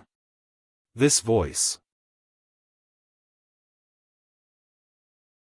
Chapter 1073. The purple-clothed youth snickered. I was worried that you would be alone in the main pagoda, isolated and helpless. That's why I came back to help you. Then shouldn't I thank you? Qin Feiyang sneered. The purple-clothed youth said, if you really want to thank me, I will accept it. Qin Feiyang coldly glanced at the purple-clothed youth, then continued to look at the river below, his eyes flickering. Awesome. At this time, Fatso finally stopped, looking at Nia Xiaoyong who was like a dead dog. His fat face was full of pleasure. Then he looked at the other dozen people and shouted, line up for me, one by one. The group of people's faces were ashen. They were all disciples of the sacred land. Usually, in front of ordinary disciples, they were high and mighty monarchs, and no one dared to disobey them. But now, they had actually fallen to this point, being bullied by an ordinary disciple in public. How could they raise their heads in the main pagoda in the future? But they didn't dare to resist. Because there was a fierce person watching from the side. They glanced at Qin Feiyang, and with a heart full of humiliation, they obediently lined up and went up one by one to be slapped in the face. Pa! Not long after. More than a dozen people's faces were swollen like pig heads. The people in the sky looked at each other in dismay. As the saying goes, don't hit people in the face. But this damn Fatso, he didn't hit anywhere but the face. Wasn't this deliberately embarrassing the disciples of the sacred land? If you let me know in the future that you came to harass Li Yan, then it won't be as simple as today. Scram! Qin Feiyang said without turning his head. Yes. The group of people nodded repeatedly, terrified, and then took Nia Xiaoyong and left in a sorry state. The direct disciple of the chief pagoda master is indeed different. Isn't that so? If it were someone else causing trouble here, those law enforcement elders and deacon elders would have come long ago. Regardless of whether you are reasonable or not, they would beat you up first. But now look, which law enforcement elder is here? They are all playing dumb, not wanting to offend this person. The crowd in the sky whispered secretly. Fatso looked up at those people and shouted, do you all have nothing to do? Hearing this domineering shout, some people immediately raised their eyebrows. They were either members of famous clans, super tribes, or disciples of the Holy Lands. Who would dare to scold them like this? But when they saw Qin Feiyang standing at the edge of the cliff, they chose to swallow their anger and left. Very soon. Only Qin Feiyang, Li Yan, Fatso, and the purple-clothed youth were left in this place. Alas! After a long time, Qin Feiyang sighed softly. He turned to Li Yan and said, I understand your current feelings, but what's the point of doing this? I'm sure your grandfather wouldn't want to see you like this. Then what should I do? Laughing heartlessly. I can't do it. Li Yan murmured. Qin Feiyang said, you need to have the courage to face it. If you can't even bear this blow, how can you face more brutal blows in the future? After all, life is unpredictable, and anything can happen. Li Yan was silent. Qin Feiyang looked at her for a while and simply ignored it. Because this kind of thing, outsiders couldn't interfere. Li Yan could only rely on herself to walk out of it. Qin Feiyang glanced at the purple-clothed youth and looked at Fatso. Let's go. Buzz. At this moment, a buzzing sound rang out. Boss, your message? Fatso was stunned and asked. Qin Feiyang shook his head and looked at the purple-clothed youth. The purple-clothed youth also shook his head. The image crystal of the three of them didn't respond, so it must be Li Yan's image crystal. The three of them couldn't help but look at Li Yan. Li Yan was silent for a while and took out the image crystal. Buzz. The image of a middle-aged man emerged. This person's face was rough, his eyebrows reached his temples, and he was quite dignified. But at this moment, the middle-aged man looked at Li Yan, his eyes full of helplessness and even a trace of sadness. Li Yan looked at the middle-aged man and asked, Father, what's wrong? The middle-aged man asked, Is there anyone else beside you? Li Yan glanced at Qin Feiyang and the other two and shook her head at the middle-aged man. There's something I have to tell you in advance, the middle-aged man said, but it seemed to be something difficult for him to say. Li Yan said, Father, what's the matter? Sigh. The middle-aged man sighed deeply and said, Yan, we have already agreed to let you marry Fu Anshan. What? Li Yan suddenly stood up. Qin Feiyang and the other two also had a look of disbelief. Marry Fu Anshan? Was this a joke? In terms of seniority, Fu Anshan was of the grandfather's generation. What were Li Yan's parents thinking? The middle-aged man blamed himself. Yan, I'm sorry. Father didn't want to do this, but father had no choice. Looks like there's a secret. Qin Feiyang and the other two looked at each other and quietly looked at the middle-aged man. Li Yan finally recovered, looked at the middle-aged man, and asked, Did Fu Anshan force you? Yes. The middle-aged man nodded and said, Some time ago, Fu Anshan suddenly came to our house and said that he wanted to marry you. Your mother and I were furious at that time. Who does he think he is? Why should he marry you? But, at this point, the middle-aged man fell silent, his face filled with pain. Father, don't say any more. I know, he must have threatened you and your mother. There's nothing we can do about it. Without grandfather, our family has already declined. Li Yan shook her head and smiled, but her face was as pale as paper. I'm sorry, it's my father's incompetence. Originally, your mother and I didn't agree to it even if we were beaten to death, but the elders in our clan chose to give up on you for the future of the Li family. They even threatened that if your mother and I continued to protect you, not only would they join forces to abolish me as the patriarch, but they would also expel us from the family. Yan, this family was single-handedly built by your grandfather. Father can't just give it to them for free. Can you forgive your father? The middle-aged man said.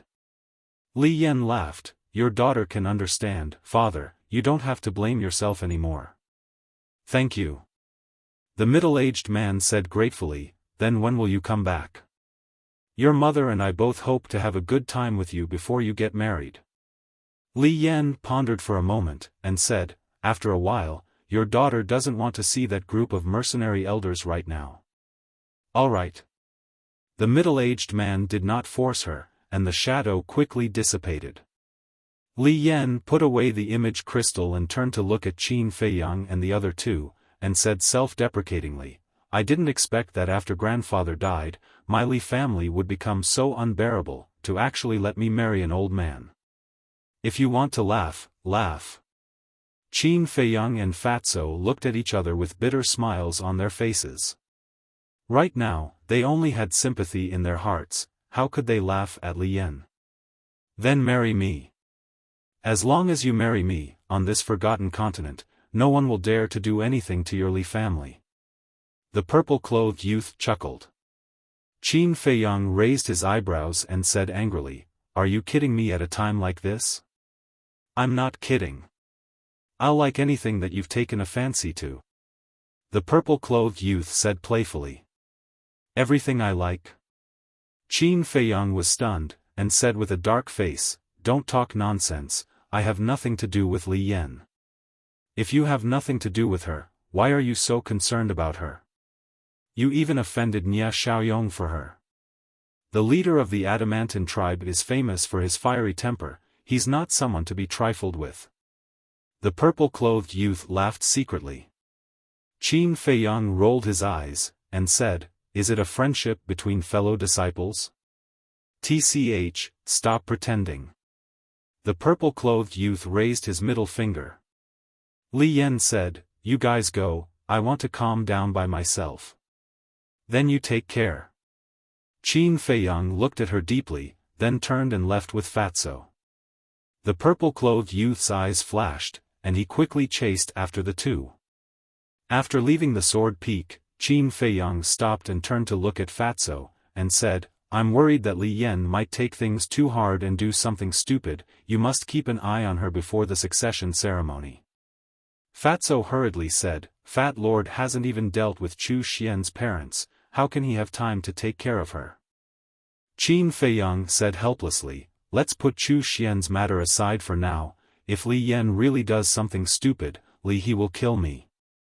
Li He? The purple-clothed youth was stunned and said suspiciously, Isn't Li He dead? Qin Feiyang ignored him and looked at Fatso, Don't worry, after I rest for a few days, I will personally go to the Chu family and ask Chu Xian's parents. Okay then. Fatso nodded. Qin Feiyang didn't stay any longer.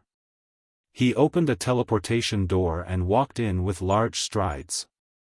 Seeing this, the purple-clothed youth hurriedly followed. Calm Heart Lake. On the balcony of the attic, Qin Feiyang stared at the purple-clothed youth angrily and said, Why are you following me? Do you know where this is? If someone sees you, you will be in trouble. The purple-clothed youth glanced at the island and said with a smile, Of course I know this place, Calm Heart Lake. What do you want to do? Qin Feiyang raised his eyebrows. The purple-clothed youth said, I just want to know, when you were in the Azure Sea, how did your cultivation suddenly become a 3-star combat emperor? That's right. This person was Mu Qing. However, he was Mu Qing after changing his appearance, and now he was called Qin Day. So it's because of this. Qin Feiyang suddenly understood, and then the corner of his mouth curled into a mocking smile. Speaking of this, it reminds me of what you said to me. Mu Qing's face darkened. The thing he was worried about was indeed going to happen. Back then, didn't you tell me how amazing and awesome those people were? In the end, when they saw me, why did they run away without even saying goodbye? Is this the elite disciple of your Mu family? Qin Feiyang sneered. Continue, I'm listening. Mu Qing was also thick-skinned, and did not care at all. Do you think I'll say it just because you want me to? Qin Feiyang disdainfully turned around and entered the attic. Mu Qing said, If you don't say it, then I will. I have been wondering a question. When we first entered the main tower, it was for the heavenly astral flames. Now that we have obtained the heavenly astral flames, why are you still staying in the main tower? Qin Feiyang's pupils shrank, he turned to look at Mu Qing and suddenly shouted, Wang Yu, I have something to talk to you about. Come over here.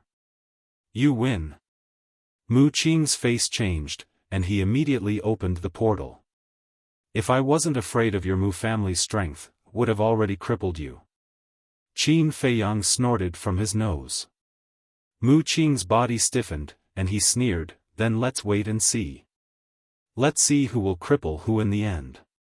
After saying that, he stepped into the portal without looking back. Then let's wait and see. Chapter 1074. What's the matter? Whoosh! Wang Yuer flew over and landed in the courtyard, looking at Qin Feiyang suspiciously. Qin Feiyang looked at her in shock. He had thought that with Wang Yuer's character, she wouldn't come, but she did. This was awkward. What's the matter? Tell me. Wang Yuer urged impatiently. Qin Feiyang had an idea and asked, "Didn't you say in Qinghai last time that you would ask your grandpa and your parents to break off the engagement? Why didn't you do anything?" Wang Yuer's face stiffened.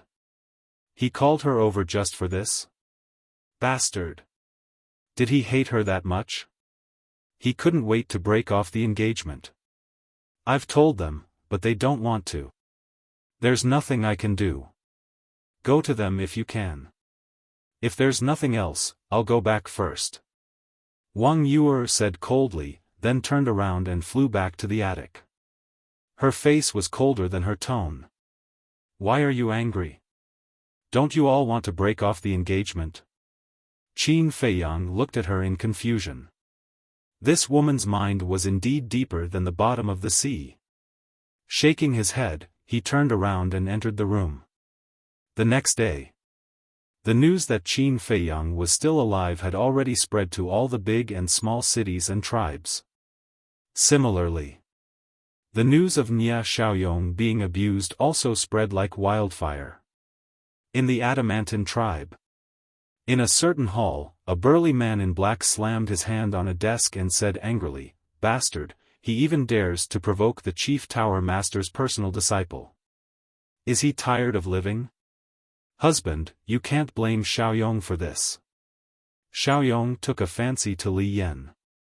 Although what he did was wrong, he didn't provoke Ancestor Mu.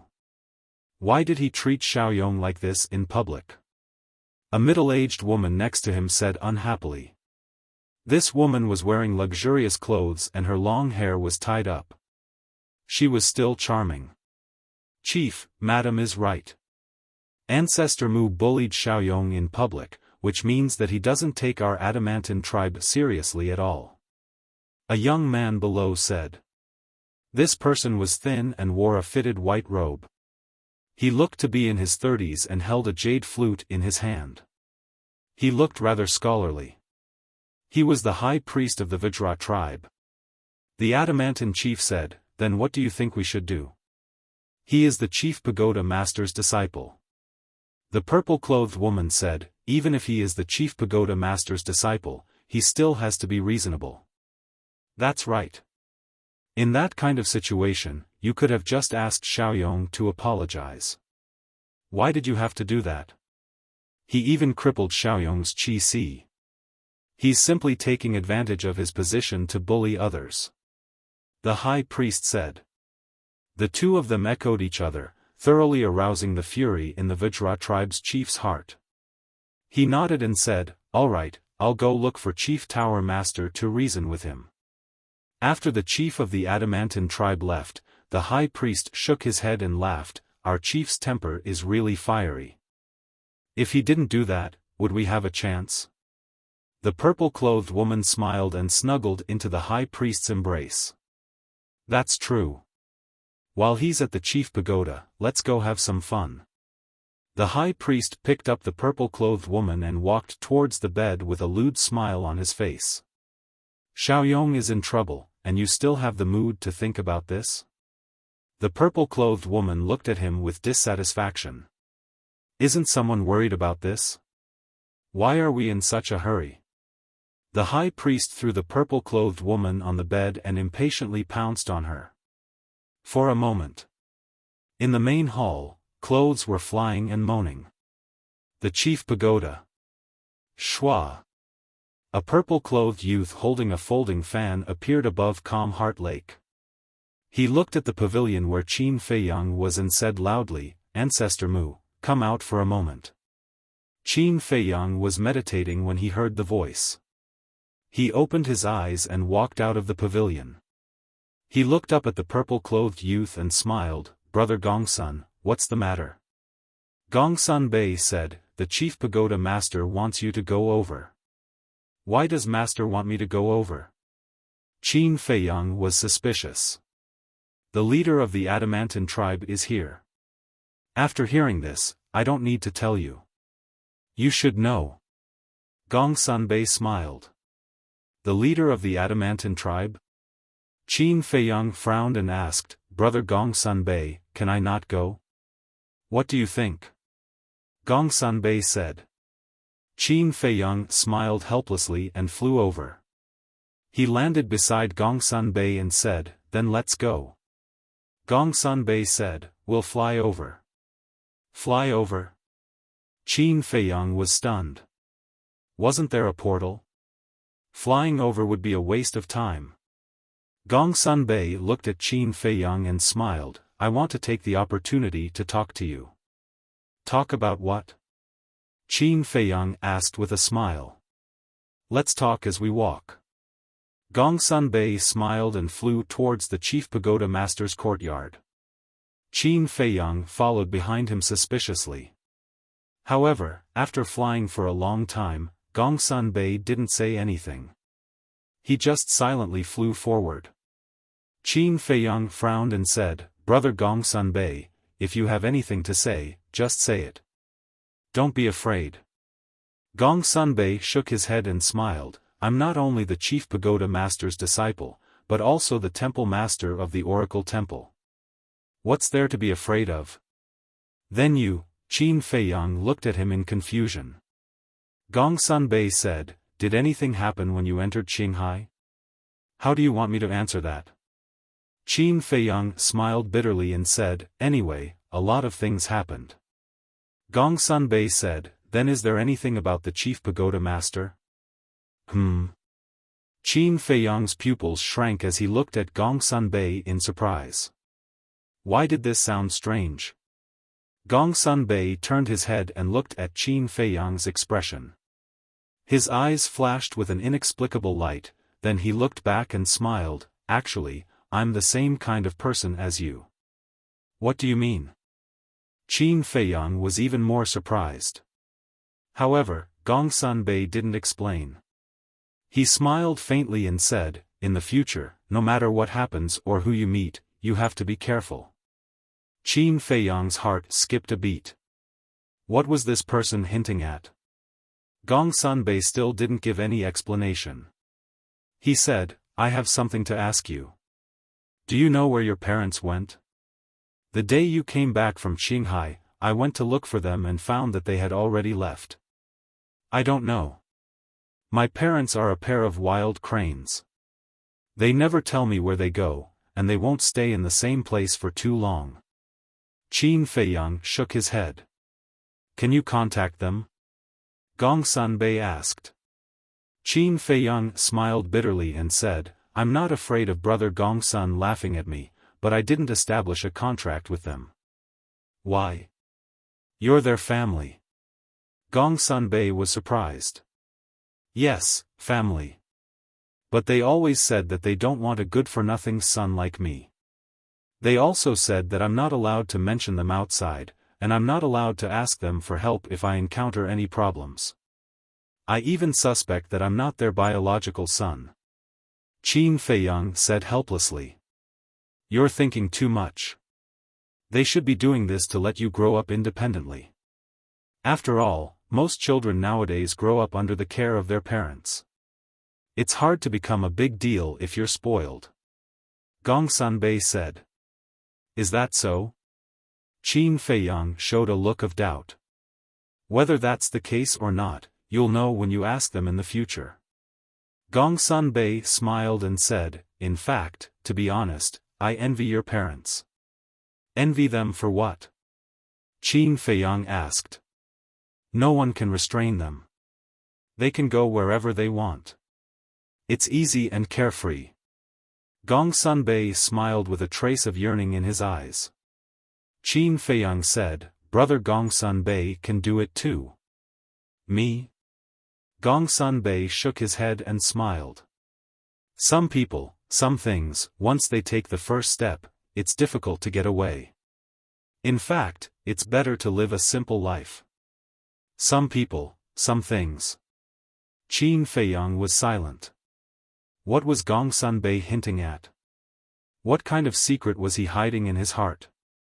Gong Sunbei had always given him the impression that he was a strong, smart, and capable person.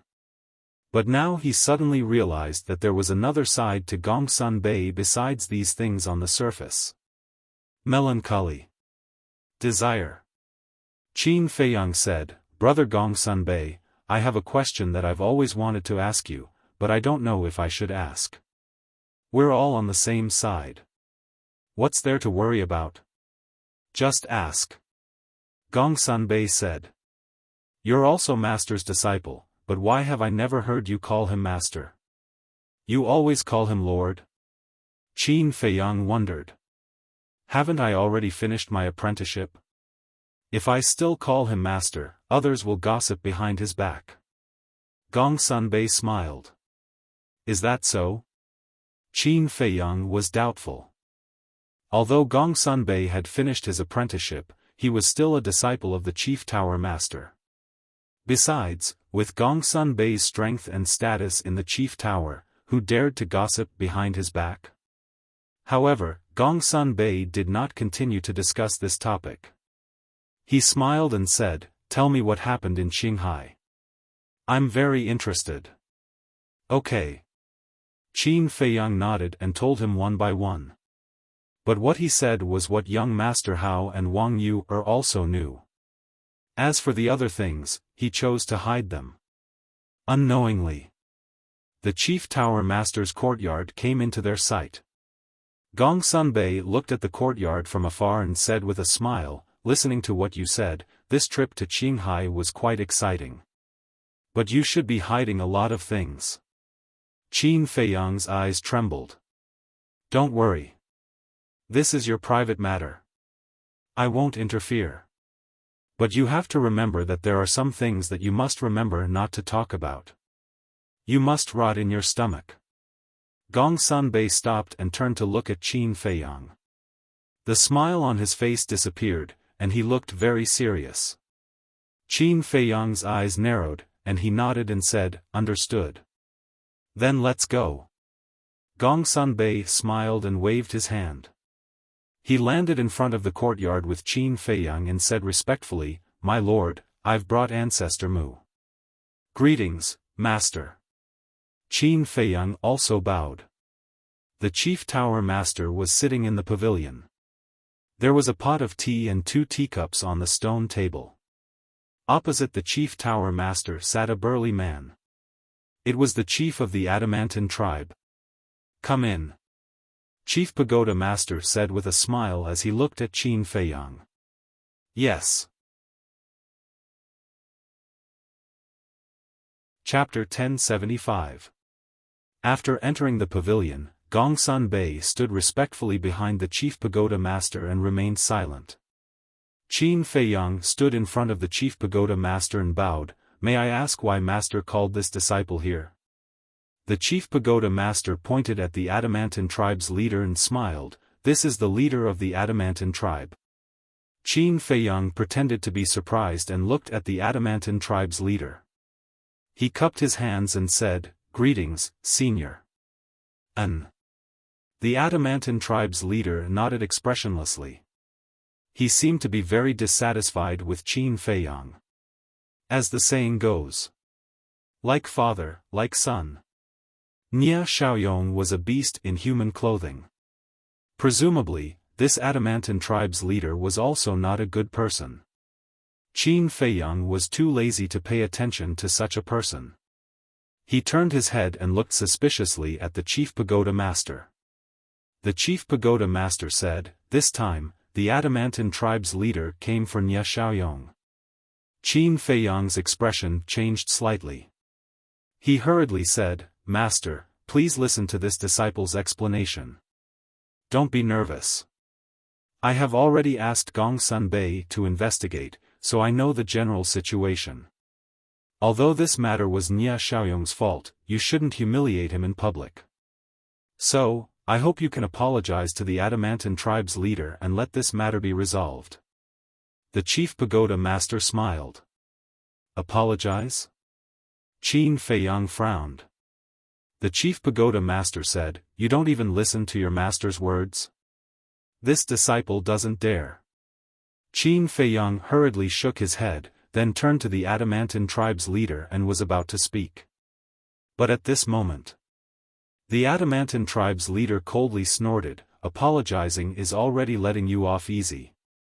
Hearing this, Gongsun Bei, who was standing behind the chief pagoda master, raised his eyebrows slightly. He seemed a little uncomfortable.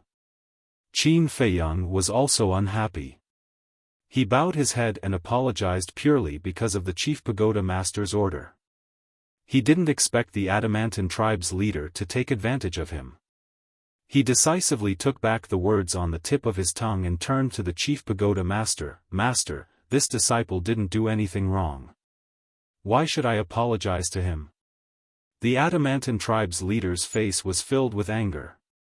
The chief tower master frowned. Gongsun Bei's eyes flashed. He cupped his hands and said, Sir, Ancestor Mu is doing this to protect the reputation of our main tower. What do you mean? Chief Pagoda Master asked. Think about it. If Ancestor Mu doesn't come forward to teach Nia Xiaoyong a lesson, then once this matter spreads out, people will definitely criticize us. They will say that our main pagoda is biased towards the juniors of super tribes. In this way, the position of the main pagoda in the hearts of the people will definitely be damaged. Therefore, this subordinate believes that the one who should apologize is not Ancestor Mu, but the leader of the Adamantine tribe. Because he taught such a good son. Gongsun Bei said. Gongsun Bei, what do you mean? Are you protecting him? The chief of the Adamantine tribe glared at Gongsun Bei. Wrong. The main tower is a place that pays particular attention to fairness and justice. As the hall master of the Oracle Hall, I only speak according to the facts and will not side with anyone. Gongsun Bei raised his head and looked at the chief of the Adamantine tribe. The chief of the Adamantine tribe clenched his fists and hurriedly looked at the chief pagoda master, saying, Sir, the chief pagoda master stretched out his hand and said, That's enough. What Gongsun Bei said is very reasonable. The main pagoda is a sacred place. We can't break the rules here because of some spoiled brat. This, the chief of the Adamantine tribe didn't know what to do. The chief pagoda master raised his teacup and took a sip as he sighed, Don't hold on to it. If I really made Ancestor Mu apologize to you, it would only make your son even more arrogant. In the future, things will get out of hand. My main pagoda doesn't welcome such a person. The last sentence could be said to have a profound meaning. Yes, yes, yes. The chief of the Adamantine tribe's eyes trembled as he hurriedly agreed. As the chief of a super tribe, how could he not understand the meaning of these words? If Nia Xiaoyong didn't restrain himself, he would most likely be kicked out of the main pagoda. This was something that no super tribe wanted to happen. Because once a member of a tribe was kicked out of the main pagoda, not only would their reputation be damaged, but their status would also drop. Most importantly, the chief pagoda master was angry. The chief pagoda master was the ruler of the Forgotten Continent. If he was angered, the consequences would be unimaginable. Seeing that the chief of the Adamantine tribe was so tactful, the chief pagoda master smiled and said, Discipline him well. Otherwise, sooner or later, he'll cause a huge disaster. Yes. The chief of the Adamantine tribe nodded and stood up, I was too reckless this time. I hope Sir can forgive me. That's understandable. The chief pagoda master smiled. Then I'll take my leave first. The chief of the Adamantine tribe let out a sigh of relief and cupped his hands. Good. The chief pagoda master nodded. Qin Feiyang looked at the chief of the Adamantine tribe and said indifferently, "You want to leave already? You still haven't apologized to me." The chief of the Adamantine tribe was about to explode in anger, but when he saw Gongsun Bei and the chief pagoda master, he immediately suppressed his anger and cupped his hands, saying, "I'm sorry. It's my fault for not teaching my son properly and causing you trouble. Please forgive me." Qin Feiyang chuckled, "That's more like it. Take care, I won't see you out." The chief of the Adamantine tribe gloomily glanced at him, opened the portal, and walked in with a stomach full of anger. He originally wanted to settle accounts with Qin Feiyang, but in the end, he had to apologize to Qin Feiyang. What was going on? This trip was really frustrating. When the portal disappeared, Qin Feiyang looked at the chief pagoda master and complained, "Master, why did you bother with such a person? I also didn't want to bother with him, but for better or worse, he's the chief of the Adamantine tribe. I have to give him some face, right?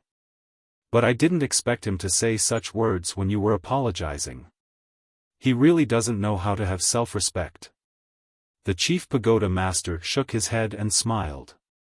Gongsun Bei coldly snorted, "These people are just like that.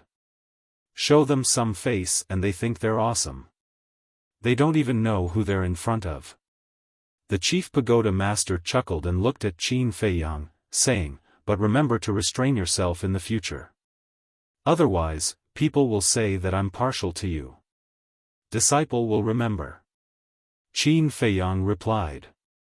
"All right, you can go back." The chief pagoda master waved his hand. "Disciple will take his leave." Qin Feiyang bowed and saluted, then turned around and left. After watching Qin Feiyang leave, the chief pagoda master asked without turning his head, "Did you ask where his parents are now?" "Yes." "You don't know where they are?" Gongsun Bei briefly explained the situation at the time. "There are actually such parents in this world. There really are all kinds of strange things. Fine, let's put this matter aside for now. Now, help me do something else. Remove the spies that the other tribes placed in my chief pagoda." The chief pagoda master's tone was filled with killing intent. Gongsun Bei was surprised. The chief pagoda master said, "Are you thinking that doing this might cause the other tribes to be dissatisfied?" "Not possibly, they'll definitely be dissatisfied." Gongsun Bei said. "I want them to be dissatisfied, and I want them to be afraid. I want them to know that I don't usually care, not because I'm stupid, but because I'm too lazy to care." The chief pagoda master said. Gongsun Bei's pupils shrank. He nodded and said, "Understood. I'll do it immediately." After saying that, he strode away. The chief pagoda master also stood up and took out a brush, ink, and paper.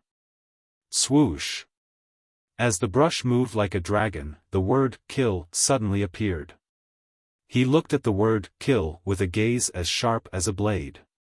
"If you think that my silence is capital for you to become more aggressive, then you are gravely mistaken. There can only be one ruler on the Forgotten Continent, and that is me. Those who dare to go against me, kill." He muttered and waved his hand.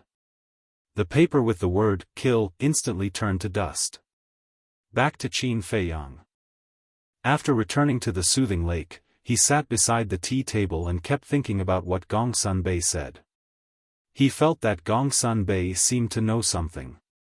However, due to some reason, he didn't dare to say it out loud, so he used this method to hint at him. "What kind of person are you?" Qin Feiyang rubbed his head, got up, and walked to the balcony on the second floor. He looked at the sky and muttered to himself. Buzz! Suddenly, the image crystal in his arms rang. After taking it out, Yan Wei's shadow appeared. "What's wrong?" Qin Feiyang asked with a smile. Yan Wei said in a deep voice, "Fu Anshan is indeed an old fox." Qin Feiyang was surprised. Yan Wei said, "You don't know. He didn't destroy that video at all." "What?" Qin Feiyang was shocked. Yan Wei said, before leaving for the Black Wind Mountain, he sent that video to another confidant. Then why did he still do so many tricks in the Black Wind Mountain? Qin Feiyang frowned. "I asked him. He said that if he didn't act like this, would the chief of the Divine Python tribe and the high priest believe him? He also wanted to make this show more realistic, so he hid it from me at that time." Yan Wei said. "Amazing. I really underestimated him." Qin Feiyang was amazed. Fu Anshan was able to climb to this height by no means by chance or luck. He was really smart. However, no matter how hard Fu Anshan tried, it was useless. Qin Feiyang asked with a smile, "Is he complacent now?" "Of course." He also said that compared to him, the chief of the Divine Python tribe is the difference between an idiot and a genius. Yan Wei nodded and said with a smile, "Then let him be happy first. The happier he is now, the harder he will cry in the future." Qin Feiyang smiled and asked, "Is there anything else?" Yan Wei said, "No, I just want to tell you about this." Qin Feiyang thought for a while and asked, "Has he gone to threaten the chief of the Divine Python tribe now? How would he dare now? He is also worried that the chief of the Divine Python tribe will do something desperate. But after he becomes the deputy pavilion master, he will definitely continue to threaten him." Yan Wei said. "Okay, keep an eye on him. If there is anything, report to me immediately." Qin Feiyang said. "Okay." Yan Wei replied. Qin Feiyang turned off the image crystal, pondered for a while, and sent a message to Fatso. When Fatso's shadow appeared, Qin Feiyang asked, "Has Li Yan calmed down? How can she calm down so quickly after encountering so many things in a row?" Fatso shook his head. "Then you have to keep an eye on her." "Where is Chu Xian's tribe?" Qin Feiyang asked. "Are we going now?" Fatso was surprised. "Yes." Qin Feiyang nodded. Fatso said, "When you see her parents, you have to be more polite. After all, they are Fat Lord's future mother-in-law. They haven't even started dating yet." "Mother-in-law, father-in-law." Qin Feiyang rolled his eyes and said impatiently, "Tell me quickly." Fatso said, "I heard from Chu Xian that her tribe is outside White Cloud City, but Fat Lord has never been there, so he doesn't know the exact location. He doesn't know the coordinates of White Cloud City either. Go and ask around." "Okay." Qin Feiyang put away the image crystal, thought for a while, and rose into the air. At this moment, young Master Hao returned from outside. He looked at Qin Feiyang and asked suspiciously, "Where are you going?" Qin Feiyang's eyes lit up and said, "You came back just in time. Do you know the coordinates of White Cloud City?" "White Cloud City?" Young Master Hao was stunned. He pondered for a moment and asked, "Is there a place called White Cloud City in the Central Divine Kingdom? Why would I be stupid enough to ask you?" Qin Feiyang slapped his forehead hard, his face full of anger. This guy had never left the Divine City before. How could he know about White Cloud City? Whoosh! He moved and flew toward Wang Yu's courtyard. "Wait for me. Why are you asking about White Cloud City's coordinates? Is there anything interesting going on?" Chapter 1076. If you want to have fun, you should go to Longfeng House. It's useless to follow me. Qin Feiyang rolled his eyes at him. Young Master Hao chuckled. "I don't believe that you'll go to White Cloud City for no reason." Qin Feiyang was helpless. Swoosh! He landed in Wang Yu's courtyard and smiled. "Wang Yu, can you come out for a while?" "What do you want?" Wang Yu's angry shout came from the pavilion.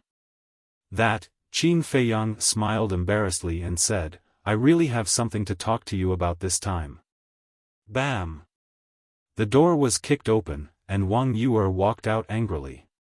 She stared at Qin Feiyang and said, You better have something to talk to me about. Young Master Hao glanced at Wang Yuer and whispered to Qin Feiyang, Look at her anger. Did you offend her again? Qin Feiyang touched his nose and smiled at Wang Yuer. I want to know the coordinates of White Cloud City. White Cloud City. Wang Yuer raised her brows and nodded. I know where White Cloud City is, but why are you going there? Young Master Hao chuckled. To meet an old flame. Qin Feiyang's face darkened. This bastard really wanted to stir up trouble. As expected. Hearing young Master Hao's words, Wang Yuer was so angry that her face turned green. She wanted to chop Qin Feiyang into pieces. No matter what, he had a fiancée now. How could he go on a date with an old flame? The worst thing was that he came to ask her, his fiancée in name, for the coordinates. How could she endure this? Qin Feiyang saw that the situation was bad and quickly comforted her. Don't listen to his nonsense.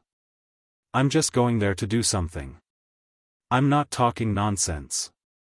Young Master Hao shrugged, but there was a sinister smile in his eyes. You're not done. Qin Feiyang's veins were popping. Was it not chaotic enough?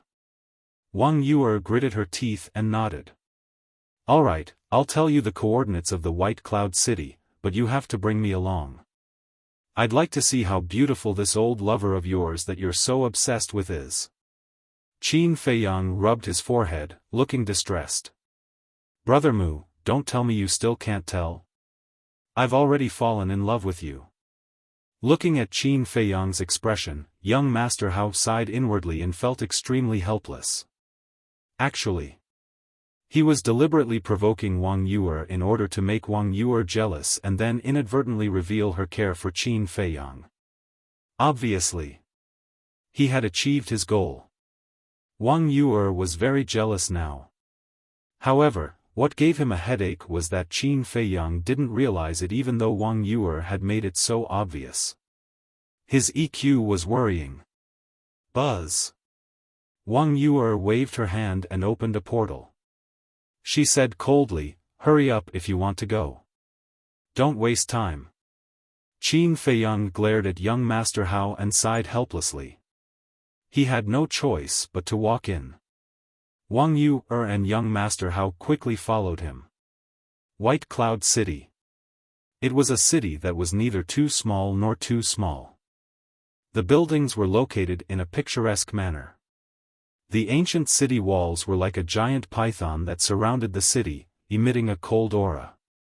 Outside the city, on a wide road, 2 men and a woman walked side by side. The 3 of them looked like companions, but none of them spoke. The atmosphere was very unfriendly.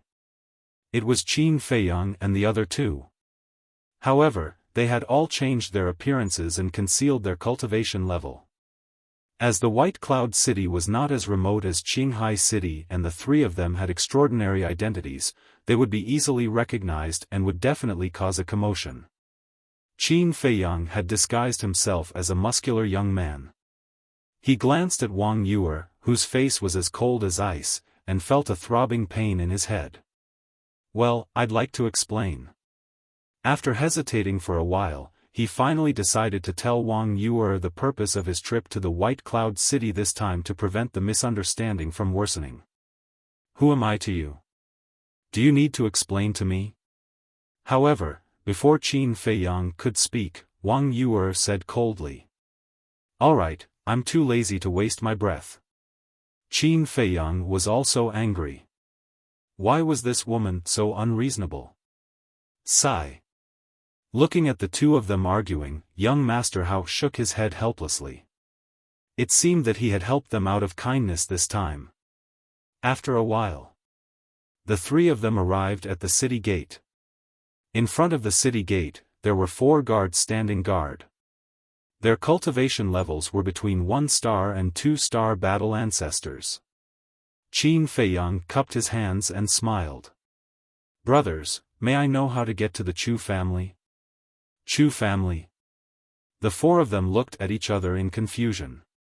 One of them asked, which Chu family? Qin Feiyang was stunned and asked suspiciously, are there many Chu families in the White Cloud City? The guard smiled. Brother, this is your first time in the White Cloud City, right? Qin Feiyang nodded. No wonder you don't know. There are a total of 2 Chu families in the White Cloud City. There is one in the city, which is a wealthy family. There is another outside the city, which is a tribe called the Heavenly Spiral Tribe. The guard said. So that's the case.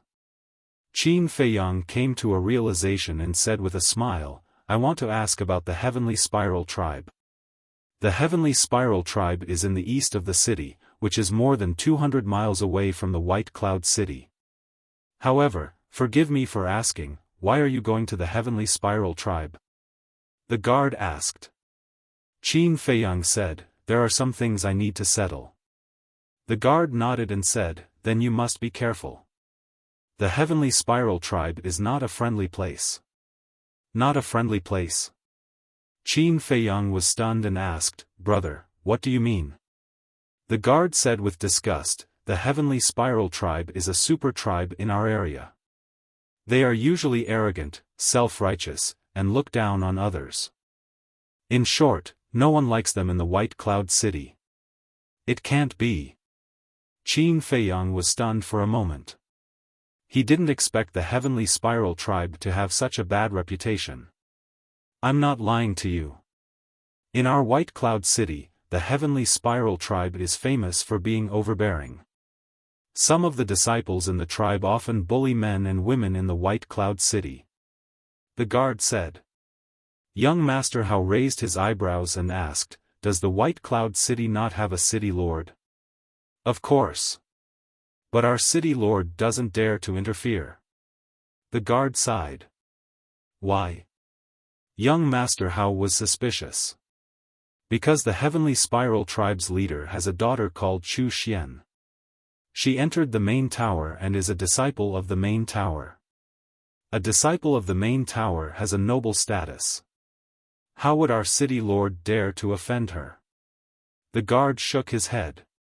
Young Master Hao was furious and said, just because a daughter entered the main tower, they dare to be so arrogant. They have no respect for the law. Law? Little brother, you must be joking. Things like the law are only targeted at us, the weak. To the Heavenly Spiral Tribe, their words are the law. The guard sneered. Young Master Hao clenched his fists. His eyes were extremely gloomy. Qin Feiyang glanced at young Master Hao and said inwardly, are you angry? This is the way of the world. Even though the Forgotten Continent is under your father's control, the heavens are high and the emperor is far away. Who would really listen to him? Sigh. Young Master Hao sighed deeply. The more he was involved in the world, the more he felt that this world was strange. It was completely different from what he imagined. Qin Feiyang looked at the 4 bodyguards and calmly asked, then, 4 big brothers, are you familiar with Chu Xian? What do you think of her as a person? One of the guards said, we were all born in the White Cloud City. Of course, we are familiar with Chu Xian. As for her, scram. Suddenly, a loud shout interrupted the guard's words. Qin Feiyang and the other 2 turned around and saw a purple-clothed youth of 18 or 19 years old riding a giant golden tiger on the main road in the distance. He was rushing towards them. His face was filled with an insufferably arrogant expression. Behind the purple-clothed youth was a group of burly men in tight robes. They were also riding giant black tigers. They looked ferocious and aggressive. Oh no, they're here again. The 4 guards' expressions changed. Qin Feiyang looked at the 4 guards and frowned. Who are they? That purple-clothed youth is called Chu Outyan. He's the son of the Heavenly Spiral Tribe's leader. This person is extremely arrogant because of the faction behind him. He doesn't take anyone seriously. He even dared to scold our city lord. The 4 guards said. Qin Feiyang raised his brows. The son of the Heavenly Spiral tribe's leader. Wouldn't that make him Chu Xian's younger brother? In that case, he would be Fatso's brother-in-law in the future. Suddenly. A scream was heard. Qin Feiyang turned around and saw a passerby who did not dodge in time and was sent flying by the giant golden tiger under Chu Outyan. He spat out blood. Stop! Chu Outyan looked at the passerby and shouted at the giant golden tiger under him. Roar! The giant golden tiger let out a roar and immediately came to a halt. Seeing this, Qin Feiyang thought that Chu Outyan was going to apologize to the passerby. However, what he did not expect was that Chu Outyan did not apologize. Instead, he looked down at the passerby and shouted, "How dare you block my way?" The passerby's eyes trembled. He did not care about the injuries on his body and hurriedly knelt on the ground and begged, "Young Master Outyan, I was wrong. Please spare my life. Do you think you can settle this with just, 'I was wrong'? Don't you know who this young master is? Kill him for this young master." Chu Outyan smiled contemptuously. As he snorted, a burly man behind him raised his hand and pointed in the air. A battle chi broke through the air and swept toward the passerby's forehead. He's trying to kill him? Qin Feiyang was stunned. Wasn't this person being too unreasonable? In the next moment, a cold light flashed in his eyes. He took a step forward and stood in front of the passerby. He raised his head and waved his hand gently. The battle chi that broke through the air disintegrated. Chu Outyan looked at Qin Feiyang in surprise. The group of burly men behind him also revealed astonishment in their eyes. How dare he come out and meddle in their business? Was he stupid? The 4 guards also changed their expressions and hurriedly sent a voice transmission to young Master Hao and Wang Yuer. You two, quickly call your companions back. You can't afford to offend Chu Outyan. He will bring you a disaster. Can't afford to offend him? Young Master Hao and Wang Yuer looked at each other with a cold expression. What was Chu Outyan? He was just a good-for-nothing from a small tribe. They were the ones who could not afford to offend. Chapter 1077. Qin Feiyang frowned. He instantly felt extremely disgusted with Fatso's future brother-in-law. Seeing that Qin Feiyang was silent, Chu Outyan said angrily, "Didn't you hear what I said?" "I heard you." Qin Feiyang said. "You could have spoken, but I thought you were mute. Now tell me, how are you going to compensate me for my loss?" Chu Outyan stared at him arrogantly. "Loss?" Qin Feiyang was stunned. He pointed at the passerby behind him and said, "Brother, what loss do you have?" Chu Outyan said, "You stopped my men from killing him in front of everyone and made me lose face. Isn't that a loss?" Qin Feiyang was completely speechless. This person was no longer just a playboy. He was simply a malignant tumor. Everyone saw it. You were the one who drove your mount around and injured others. Now you want me to compensate you for your loss. Can you be more shameless? Qin Feiyang said. Chu Outyan's face turned cold. A burly man behind him shouted, "How dare you? Who do you think you are? How dare you speak to young Master Outyan like that?" Qin Feiyang said indifferently, "I don't know who I am, but I know that you people are worse than animals. How dare you? You're too presumptuous. Young Master Outyan, please let me cripple him." The burly man was furious. His eyes flashed fiercely. Chu Outyan smiled mockingly and nodded. "Okay, go cripple him, but don't kill him. I want to keep him alive and torture him." "Understood." The burly man smiled sinisterly. He rode his black tiger and walked toward Qin Feiyang step by step. It's over. That kid is dead. Yes, no one who dares to go against Chu Outyan will live to see the sun tomorrow. More and more people gathered around. When they saw this scene, they could not help but whisper.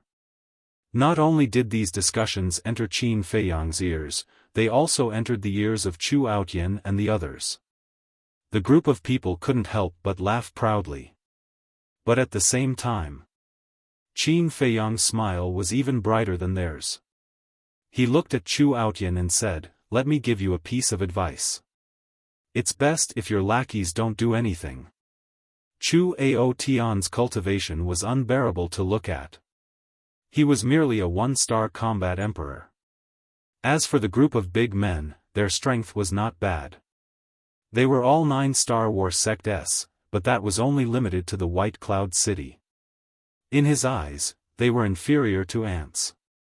"Ioyo, you're acting so awesome now. You almost scared this young master to death." Chu Outyan patted his chest and said with a strange smile in a timid voice. "Ha, those burly men also laughed wantonly." Qin Feiyang's gaze swept over the group of people, and his eyes suddenly turned cold. Saint's aura roared out, suppressing everyone present. "What? He's a battle saint." Everyone's eyes trembled. This, Chu Outyan was also dumbfounded. The group of burly men was also dumbfounded. How dare a small and insignificant tribe be so arrogant? Who gave you the courage? Qin Feiyang's killing intent was aroused.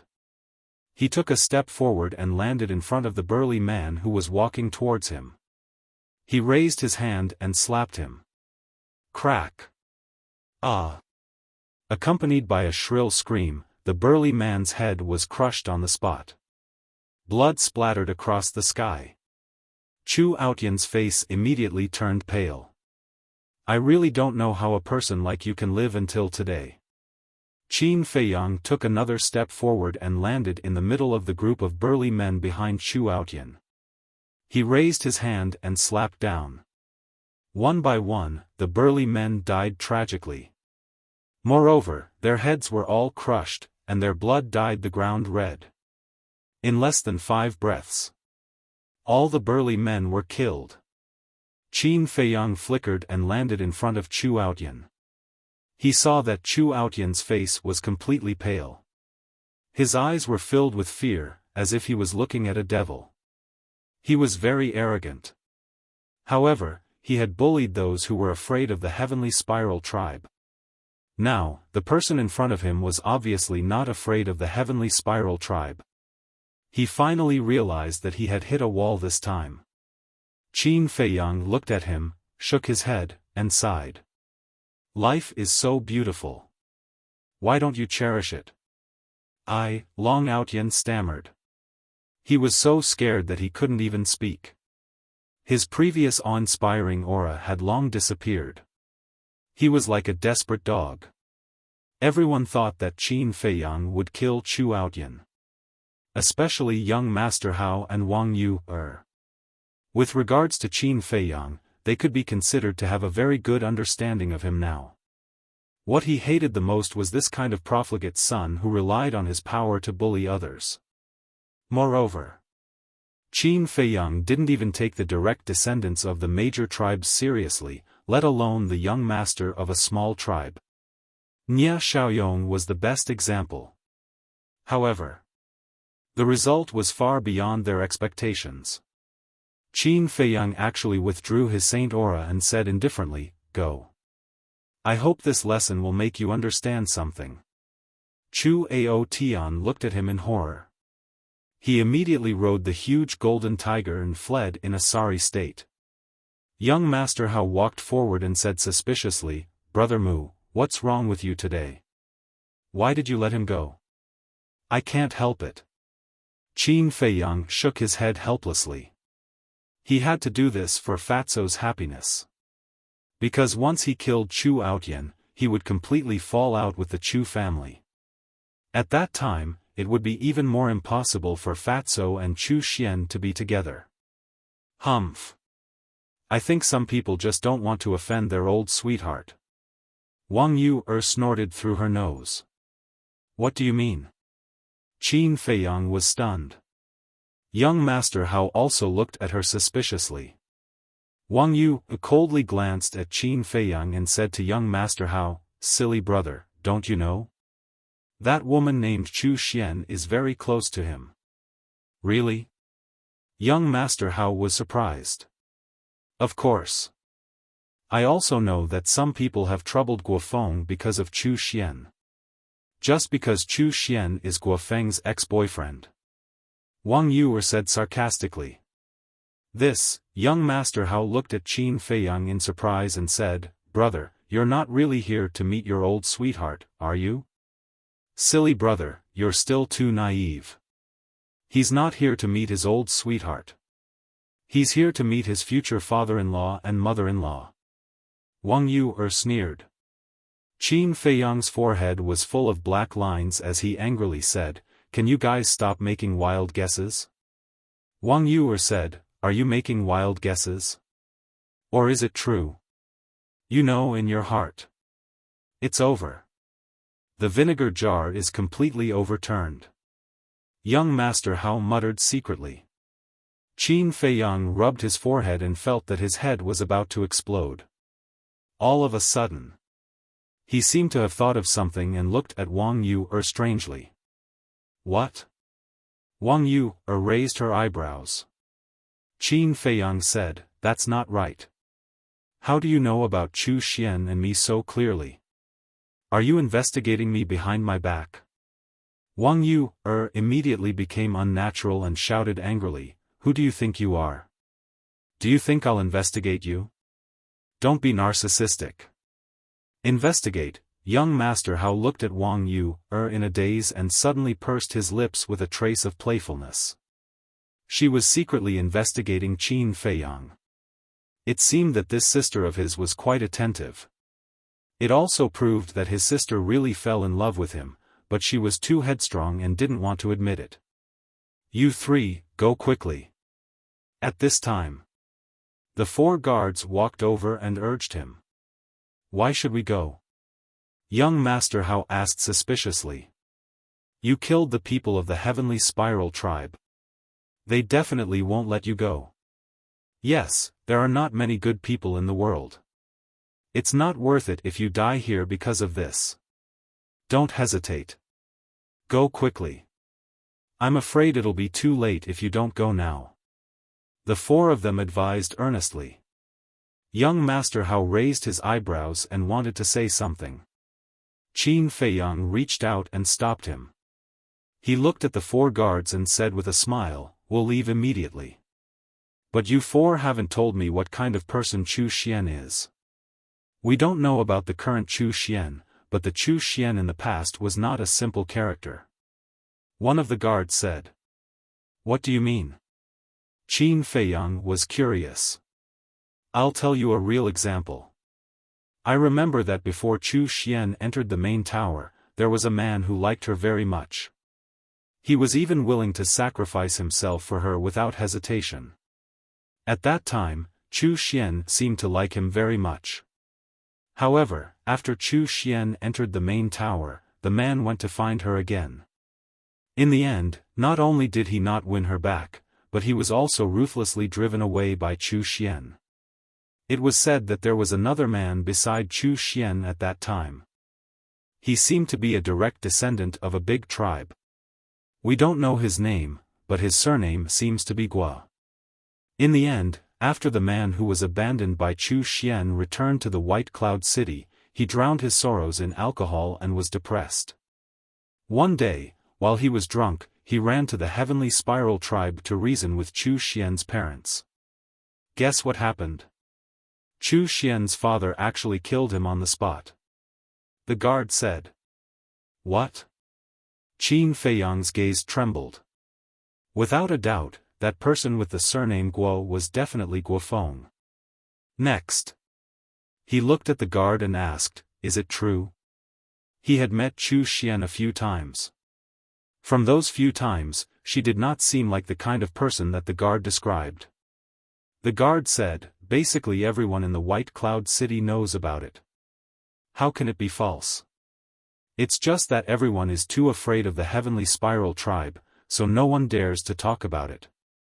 I didn't expect it. I really didn't expect her to be such a woman. Qin Feiyang shook his head and sighed. Since everyone in the city knew about it, then it must be true. Wang Yuer glanced at him and secretly sneered, "Are you very disappointed?" Disappointed? Qin Feiyang shook his head and smiled. He was indeed a little disappointed, but most of all, he felt that it was not worth it for Fatso. In order to win Chu Xian's heart, Fatso could be said to have put in a lot of effort and put in a lot of effort. However, in the end, it was just an illusion. Thank you for telling me, brothers. I'll take my leave. Qin Feiyang cupped his hands and thanked the 4 guards before turning to leave. Wang Yuer and young Master Hao looked at each other and strode after him. Not long after the 3 of them left, a black-clothed old man and a dozen burly men descended above the city gate. Greetings, Butler Chu. The pupils of the 4 guards shrank, and they hurriedly bowed in salute. This was the butler of the Heavenly Spiral tribe. The black-clothed old man said sternly, "Where's the little bastard who killed my tribesmen?" "They've already left." The 4 guards said. "Which direction did they go?" The black-clothed old man's eyes flashed with killing intent as he asked. "That way." The 4 guards pointed in the opposite direction of Qin Feiyang's group. The onlookers didn't make a sound.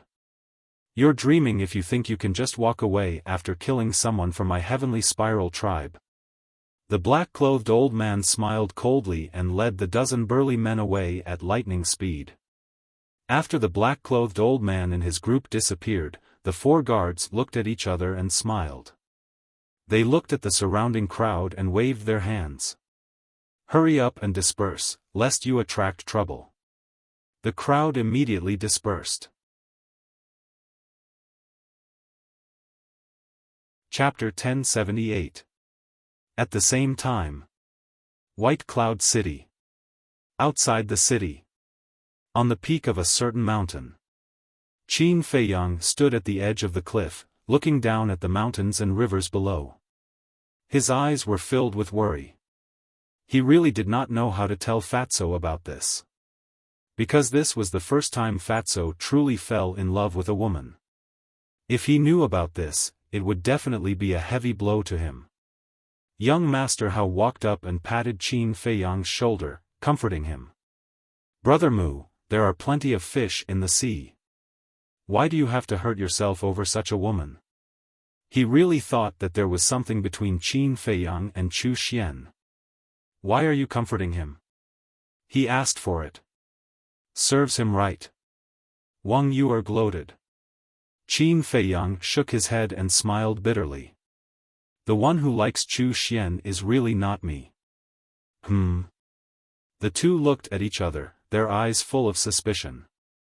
Qin Feiyang turned to Wang Yuer and said helplessly, "I wanted to tell you just now, but you didn't let me. In fact, it's one of my brothers who likes Chu Xian." The 2 looked at each other. Young Master Hao asked, "Are you sure it's your brother who likes her and not you?" Qin Feiyang smiled bitterly. "Do I need to lie to you about this?" Young Master Hao said, "Of course. What if you don't want us to laugh at you because you want to save face? That's why you came up with such a lousy excuse. With your imagination, it's a pity that you don't become a scriptwriter." Qin Feiyang rolled his eyes and said, "You should have heard of my brother. It's that Fatso who taught Nia Xiaoyong a lesson yesterday. It's him." Young Master Hao came to a realization and chuckled. "I knew it. My sister is such a beautiful and capable woman, but you don't like her. How could you like a woman like Chu Xian?" Wang Yuer had just heaved a sigh of relief when she heard young Master Hao's words. Her face darkened immediately. She said angrily, "No one will think you're mute if you keep quiet." Young Master Hao smiled embarrassedly, then looked at Qin Feiyang and said, "Since your brother likes her, what are you doing here?" "I'm just here to sound out Chu Xian's parents." Qin Feiyang sighed helplessly and briefly explained the situation. "I see. Then this brother of yours really has no foresight." Young Master Hao shook his head. "You can't blame him for not having a good eye. Chu Xian hid it so well that even I didn't notice it. The problem now is that I don't dare to tell him these things because he will definitely break down." Qin Feiyang rubbed his temples, his face full of worry. Wang Yuer said, "You'd better not hesitate about this. Tell him as soon as possible so that he won't fall deeper and deeper. As for whether he will collapse or not, it depends on his endurance." "Who?" Qin Feiyang glanced at her, exhaled deeply, and took out an image crystal. "Wang." Very soon, Fatty's silhouette floated out. Seeing that it was Qin Feiyang, Fatso immediately asked expectantly, "Boss, how is it?" "You'd better not expect too much," Qin Feiyang said. Fatso's face fell immediately, and he said, "They still don't agree?" Qin Feiyang sighed and said, "I haven't gone to see them yet, but I've heard some things in White Cloud City. You'd better be mentally prepared." "You didn't go?" Fatso was stunned, and he rolled his eyes at Qin Feiyang, speechless. "You almost scared me to death. Tell me, what did you hear?" "Chu Xian is not the kind of person you think." Qin Feiyang told Fatso everything he heard in detail. There was no suspense. Hearing this, Fatso felt as if he was struck by lightning. "I don't believe it, you must be lying to me." "Yes, you're lying to me, she's definitely not that kind of person." After a moment of silence, Fatso exploded, and he shook his head frantically, his face full of disbelief. "Calm down," Qin Feiyang shouted. "No. I can't calm down. I'm going to ask her face to face," Fatso shouted hysterically. "Enough. If you continue like this, I'll be angry," Qin Feiyang shouted. Fatso quivered, and he looked at Qin Feiyang, and said, "Boss, you don't understand how I feel now." "I understand. It's because I understand that I hesitated for a long time whether to tell you." Qin Feiyang sighed. Fatso said anxiously, "But I can't believe it. I've been with her for so long, and she's not that kind of person." All right. I know that no matter what I say now, you won't believe it. Wait for me, I'll confirm it for you. And before I confirm it, don't go looking for her again. If I find out that you secretly went to look for her, then don't blame me for being hostile." After Qin Feiyang finished speaking, he turned off the image crystal. Young Master Hao sighed, "This brother of yours is very affectionate." Qin Feiyang smiled faintly, "After all, it's the first time." "Then how many times are you?" Wang Yuer asked without warning. Qin Feiyang instinctively wanted to answer, but fortunately, he was alert and reacted. He squinted at Wang Yuer and said indifferently, "What does it have to do with you how many times I've done it?" Young Master Hao patted Qin Feiyang's shoulder and laughed, "Brother, don't pretend, I think you haven't even done it once. So you're still a chick." Wang Yuer covered her mouth and laughed. Qin Feiyang stared at young Master Hao in dissatisfaction. Why did this guy always undermine him? Professional demolition business? Then he looked at Wang Yuer and said jokingly, "You're so good at talking. Then tell me, how many men did you have before?" "Get lost," Wang Yuer immediately shouted coldly. He made it sound like she was a fickle woman. Although she did like to rape some stinky men before, she was still very pure, okay? And she had never done anything out of line. Only you can say it, but not me. Is there a person as reasonable as you? Qin Feiyang snorted coldly. You're a man, okay? Is that all you can do? Wang Yuer said angrily. Men are also human beings. Why must they be bullied by you women? Qin Feiyang glanced at her indifferently. Wang Yuer was furious. Okay. You start quarreling without saying a word. I really admire you. Young Master Hao rolled his eyes at the two of them, looked at Qin Feiyang and said, how do you want to prove it? You know, Chu Xian will never admit this kind of thing in person. I don't know either. Qin Feiyang shook his head and felt a headache coming on. Wang Yuer said, in my opinion, Chu Xian just treats your brother as a spare tire. Spare tire? Qin Feiyang looked at her suspiciously. To be honest, your brother is really not good-looking. With Chu Xian's taste, it would be strange if she fell in love with him. I guess that Chu Xian may have seen that he has a good relationship with you, so she hasn't rejected him. Wang Yuer said. Qin Feiyang was stunned and said, now that you mention it, it reminds me of something Fatso said to me. What is it?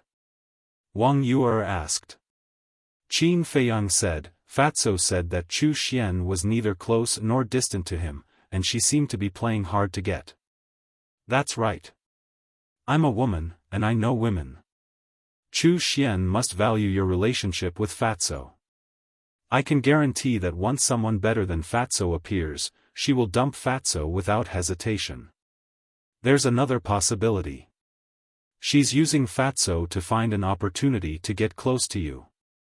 After all, you're now the Chief Tower Master's disciple. As long as she hooks up with you, the Heavenly Spiral tribe will definitely soar. Wang Yuer speculated. Young Master Hao frowned and said, if that's the case, then she's too much. If that's the case, I'll make her regret it for the rest of her life. Qin Feiyang's eyes flashed coldly. He looked at the two of them and said, I want to make a trip to the Heavenly Spiral tribe. Do you want to go back first? Young Master Hao smiled and said, since we're already here, let's go together. Wang Yuer said, I also want to see what kind of people this tribe is. You really like to join in the fun. Qin Feiyang shook his head and laughed. He then jumped down and disappeared into the mountains below. Young Master Hao looked at Qin Feiyang's back and turned to Wang Yuer. He smiled and said, Sister, you can rest assured now. Rest assured about what? Wang Yuer said indifferently. Still pretending? I already know what you're thinking. Don't hide it. If you love, say it out loud. If you expect Ancestor Mu to take the initiative to tell you, that's impossible. Although he's very smart in other aspects, and it wouldn't be an exaggeration to say that no one can compare to him, he's an idiot when it comes to love. Young Master Hao chuckled. I'm a woman. Why should I take the initiative? Wang Yuer snorted in dissatisfaction. See. Admit it yourself. Since you've admitted it, then let go and love. Life is short, don't leave any regrets. Young Master Hao patted Wang Yuer's shoulder and jumped, chasing after Qin Feiyang. Wang Yuer was stunned, then gritted her teeth and said angrily, You little bastard, how dare you trick me? See how I'll deal with you. After saying that, she chased after him fiercely. Heavenly Spiral Tribe. Strictly speaking, in the Central Divine Kingdom, this tribe could only be considered a small, insignificant tribe. Because the entire tribe only had a few 100,000 people. The strongest one was a 9-star battle saint. However, although the Heavenly Spiral tribe was not comparable to those big tribes, its territory was still very large. Moreover, like the other super tribes, they also built a city of their own. It was just that the scale could not be compared to the cities of the other super tribes, and they did not have their own patterns. About half an hour later, Qin Feiyang and the other two stopped above a mountain ridge. They looked at the Heavenly Spiral tribe from afar, then activated the concealment technique and directly sneaked in. Although the city was not big, it was quite prosperous. The streets were bustling with people, and the shops on both sides were dazzling. The three of them walked openly on the street, and no one could see them. Young Master Hao sent a sound transmission. Brother Mu, the more I look at your concealment technique, the more I like it. How about this? I'll use the divine art I got from the land of inheritance to exchange with you. In your dreams. Qin Feiyang said without turning his head. In terms of practicality, the concealment technique was more valuable than the divine art. Moreover, he did not lack the divine art, so there was no need to exchange it. Chapter 1079. Many tribal leaders lived in the center of the tribal city, and the Heavenly Spiral tribe was no exception. Because it was a symbol of status, representing a superior status. The residence of the Heavenly Spiral tribe's leader was a huge mansion, occupying almost 1/10 of the city. It was magnificent and magnificent. The security around the mansion was very tight. It could be said that there was a sentry every 3 steps and a sentry every 7 steps. And the people guarding the mansion were basically burly men, whose cultivation was between 5-star and 9-star battle masters. If it was an ordinary person, it would be very difficult to break in. But Qin Feiyang swaggered in with young Master Hao and the other two. In a garden. Young Master Hao glanced around and frowned. The mansion is so big, where are we going to find the leader of the Heavenly Spiral tribe? There shouldn't be many 9-star battle saints in the Heavenly Spiral tribe. Let me sense. Wang Yuer said and then closed her eyes. No need. Qin Feiyang waved his hand and looked up at the sky above the mansion. Wang Yuer opened her eyes and looked up suspiciously, only to see an old figure appear out of thin air. It was the housekeeper who had chased them before. Seeing the housekeeper appear, young Master Hao's eyes lit up and he said with a smile, he will definitely report to the leader of the Heavenly Spiral tribe as soon as he comes back. We just need to follow him. Yes. Qin Feiyang nodded, waved his arm, and took young Master Hao and the other two into the sky. Whoosh! At the same time, the housekeeper glanced at the mansion and rushed to a courtyard below. Qin Feiyang and the other two followed behind him. Soon, the 4 of them entered the courtyard one after another. The size of the courtyard was about 500 or 600 meters. In addition to an exquisite attic, there was also a small garden with hundreds of flowers in full bloom, attracting bees and butterflies. After the housekeeper landed in the courtyard, he went straight to the attic. The attic was richly ornamented and had an ancient charm. The door was half closed and no sound could be heard. The housekeeper walked to the door and bowed. Leader, this old servant is back. Come in. A deep voice came from inside. The housekeeper strode in. Qin Feiyang and the other two followed in silently. They immediately saw a man and a woman sitting in the hall. Both of them looked middle-aged. The man was burly and muscular. He had short black hair and was nearly 2 meters tall. He looked like a small giant. The woman was wearing a long purple dress with a golden hairpin on her head. She looked graceful and luxurious. Behind the two of them stood a purple-clothed youth. It was Chu Ao Tian. Seeing the butler walk in, Chu Aotian immediately ran up and asked hurriedly, "Where is he now?" "Quickly bring this young master there. This young master will definitely let him taste the feeling of living a life worse than death." The butler's expression turned ugly. "What is it?" Chu Aotian frowned. The butler sighed deeply and bowed.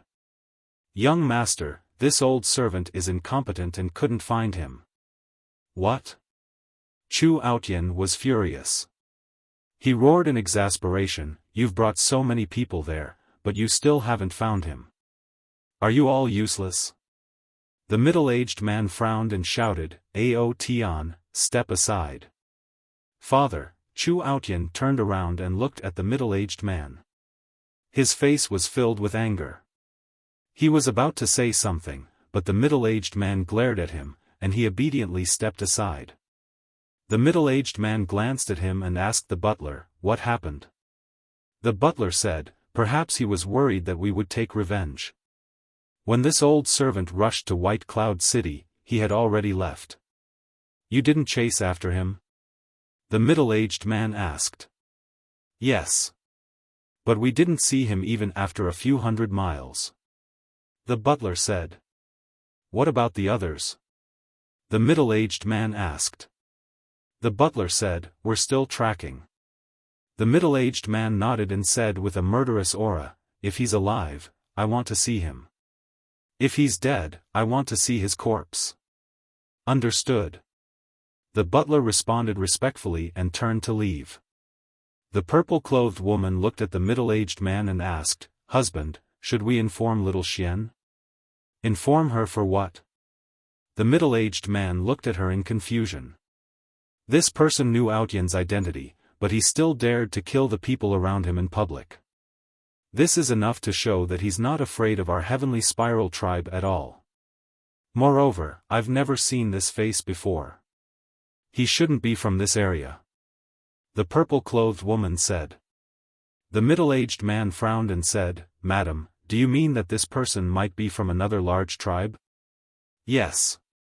The purple-clothed woman nodded and said, Little Xian is knowledgeable in the main tower. If this person is really from a large tribe, she should be able to recognize him. The middle-aged man's gaze trembled and he nodded. Madam, you're right. We do need to ask little Xian, lest we provoke someone we shouldn't. After saying that, he took out the image crystal. Young Master Hao laughed secretly. He even knows to inquire about your identity first. It seems that although this leader of the heavenly spiral tribe is domineering, he still has some awareness. Qin Feiyang said, if he didn't have some awareness, how could the heavenly spiral tribe have survived until today? I'm afraid they would have been wiped out long ago. Young Master Hao smiled. Buzz. A moment later, Chu Xian's image appeared. The middle-aged man stood up and smiled. Little Xian, how have you been? His tone and attitude actually had a hint of flattery.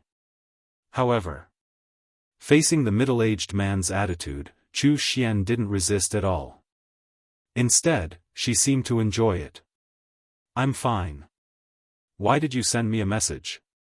Even her tone was very cold, as if she was a high and mighty empress. There's a small matter. Not long ago, your brother brought people to White Cloud City. In the end, he was blocked by a reckless person and killed many of our people. I just want to ask, do you know him? The middle-aged man waved his hand and his battle aura surged, condensing into Qin Feiyang's disguised appearance. Chu Xian sized up the image and shook her head. I've never seen him before. He shouldn't be anyone famous. That's good. The middle-aged man heaved a sigh of relief and said, Is that fatso still harassing you? Qin Feiyang's eyes flashed and he took out the image crystal.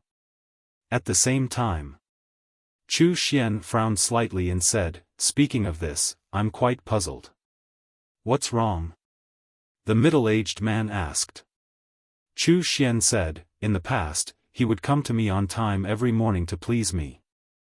But these 2 days, he hasn't come to me even once. Fatso had been watching Li Yan these 2 days. Of course, it was impossible for him to go to her. Why is that? Has he given up? The middle-aged man was suspicious. It shouldn't be possible. Because if he had given up, he would have done so long ago. There's no need to pester me for so long. But it doesn't matter. Anyway, my goal is to admire my ancestor. If it weren't for his good relationship with my ancestor, I wouldn't have bothered with him. Chu Xian snorted coldly. That's right. He should look in the mirror and see what kind of person he is. He still wants to eat swan meat. How ridiculous. The middle-aged man also laughed. Sure enough, I guessed right. Wang Yu, muttered. This woman is not simple. She was with Guofeng before. She must have coveted Guofeng's family background. Young Master Hao sighed. This woman's scheming was simply terrifying. At the same time, Qin Feiyang's eyes were also surging with cold light. Hu Chu Xian had nothing to do with him. But since she dared to use Fatso, she could never be forgiven. Chu Xian looked at the middle-aged man and said, "Is there anything else?" "No." The middle-aged man shook his head. Before his voice died away, Chu Xian's virtual image dissipated. She didn't even say a word of farewell, looking extremely arrogant and indifferent. Wang Yu said in disgust, "This woman is really disgusting. Although this family wasn't anything good, as children, shouldn't they respect their parents?" But she couldn't find the slightest respect on Chu Xian's face. She even treated her own parents like this, let alone outsiders. She was very bad. Young Master Hao turned to look at Qin Feiyang and asked, "What are you going to do? Let them despair and regret." Qin Feiyang's eyes flickered. He put away the image crystal and left with young Master Hao and Wang Yu. The main tower. Soothing Lake. Qin Feiyang and the other two sat at the tea table, drinking tea silently. Next to them, Fatso raised his head and stared at the image transmitted by the image crystal. His hands were tightly clenched together, and his face was full of pain. Ever since Qin Feiyang sent him a message, he had been praying that this was a misunderstanding. However, the truth beat him mercilessly. "So you were just using me. I like you so much, why did you do this to me? You're too ruthless." He muttered to himself, and tears came out uncontrollably. Qin Feiyang couldn't bear it. He put down the teacup, got up and patted him heavily on the shoulder, saying, "A man bleeds but not tears." Fatso wiped away his tears, turned to look at Qin Feiyang, and said, "Boss, I want the heavenly spiral tribe to disappear."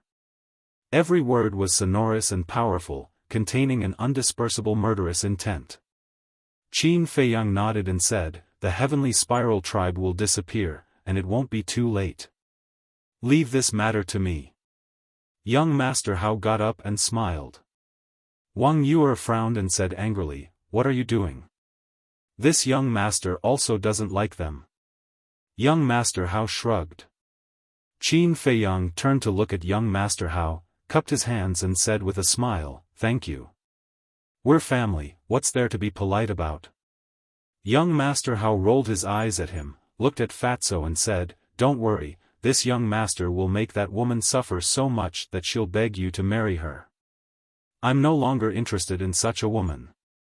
However, if I can see her in pain and despair, it's also pleasing to the eye." Fatso sneered. "Huh, after suffering such a blow, you can still calm down so quickly. Your psychological quality is quite good. Originally, we were still worried that when you found out about this, you would seek death." Young Master Hao laughed. "What a joke, after following boss for so many years, how can my psychological quality not be strong?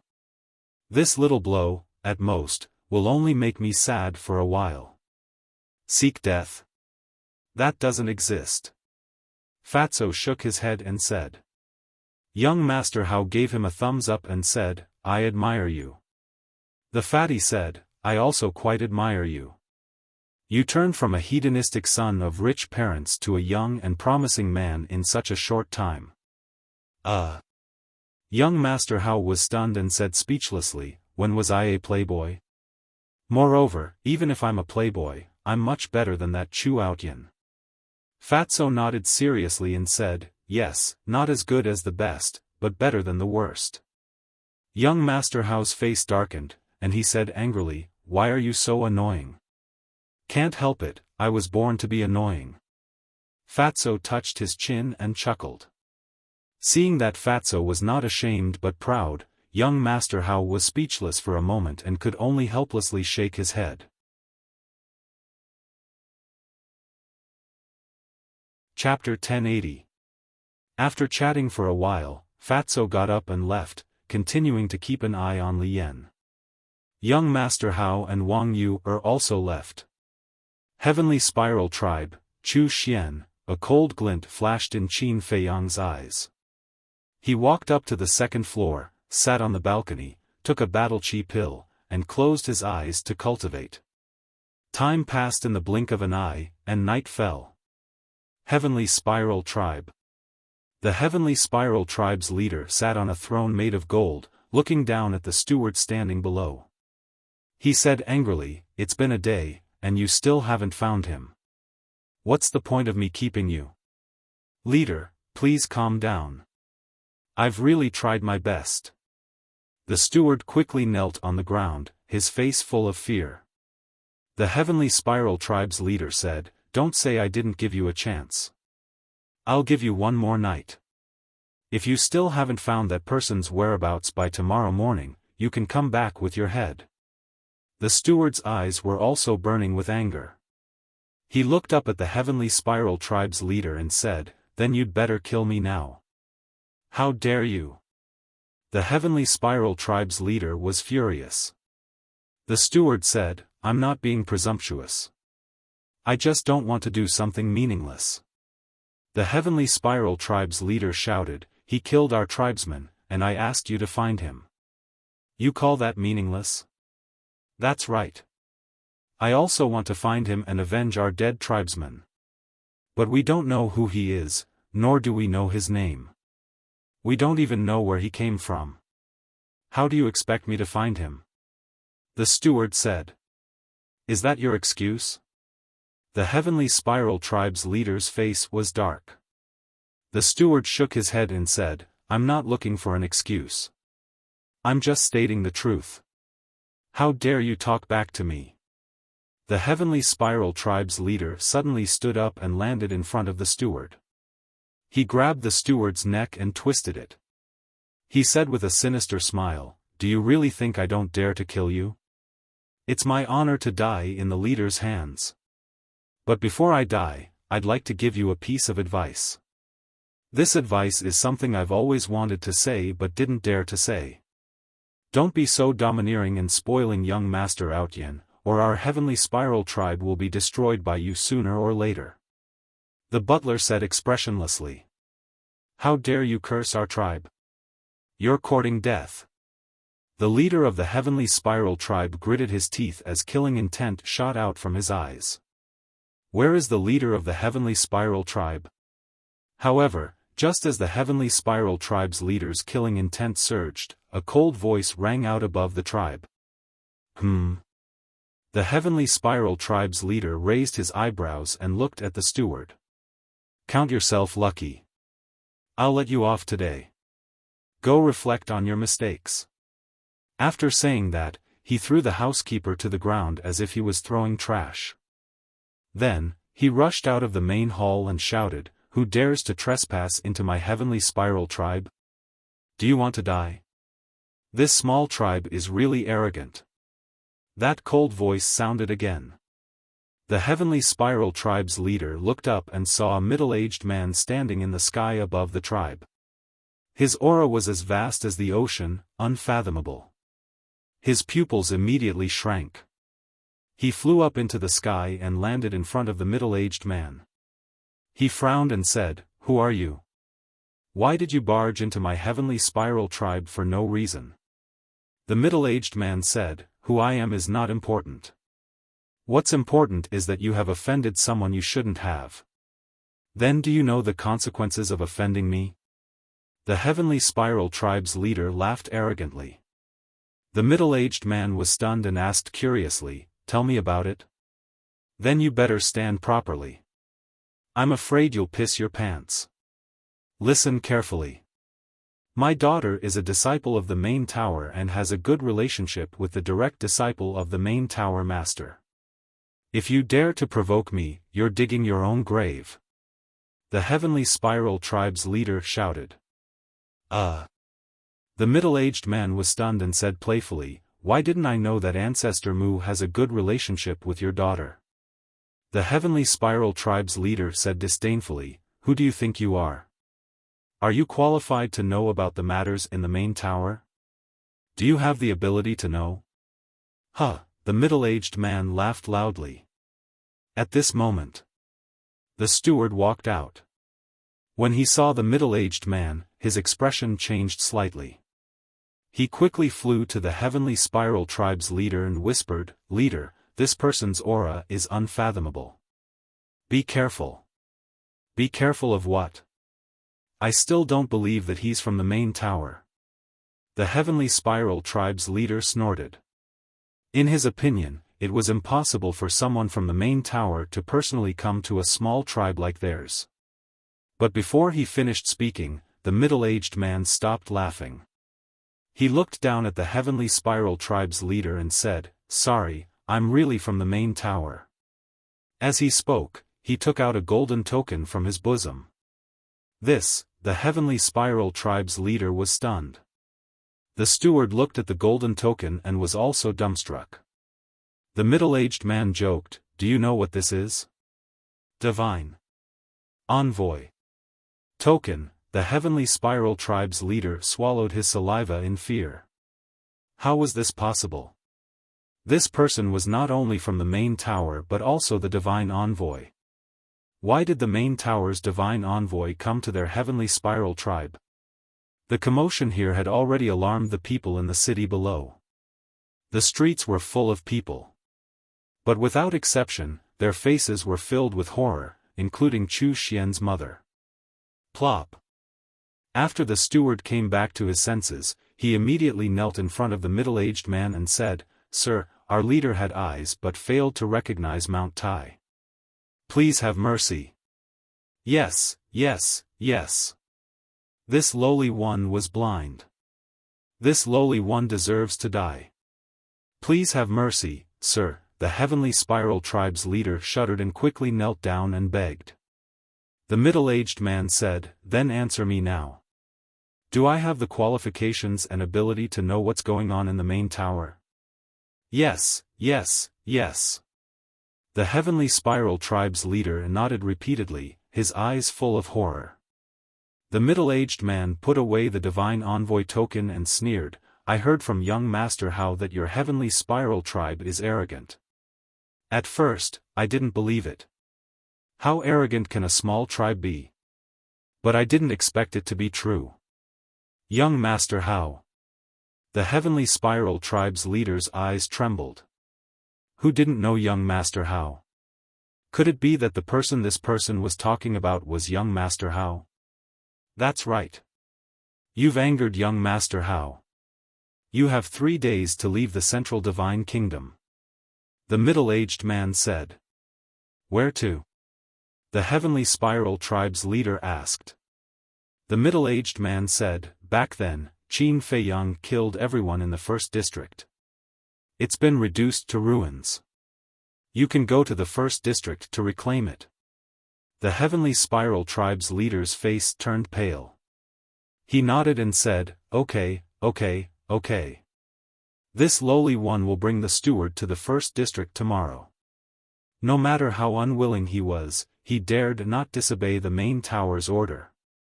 Did you misunderstand what I meant? I'm not talking about the two of you. I'm talking about the entire Heavenly Spiral Tribe. The middle-aged man said. What? Both of them trembled. The entire tribe had to go to the first district? Wasn't that the same as being expelled from the Central Divine Kingdom? Sir, the Central Divine Kingdom is our root. You can't force us to leave our homeland. This lowly one knows his mistake. Please, let us go. Even if you want this lowly one to die, don't expel us from the Central Divine Kingdom. The two of them kept kowtowing and begging for mercy. The people in the city below were also in an uproar. They were panicking. The middle-aged man was not moved at all. He said indifferently, it's useless to beg me because this is young Master Hao's order. Hurry up and get ready. I'll personally send you on your way in 3 days. Actually, this is a good thing for you because there's no one else in the first district. You can dominate as much as you want. The middle-aged man sneered, opened the portal, and left without looking back. The two of them watched the portal disappear and collapsed powerlessly. The steward said in despair, Chief, did you see that? This is the consequence of your arrogance. I know I was wrong. Steward, can you think of a way? We can't go to the first district. The chief of the Heavenly Spiral tribe looked helplessly at the steward. Although they were just a small tribe in the Central Divine Kingdom, they were already considered a super tribe compared to the tribes in the 9 regions. Moreover, the Central Divine Kingdom and the 9 regions were very different. If the people in the Central Divine Kingdom were compared to the nobles, then the people in the 9 regions were the commoners. The most important thing was, in the Central Divine Kingdom, it was not so troublesome for the tribe's disciples to enter the main tower as long as they were talented enough. But once they went to the first district, it was almost impossible to enter the main tower.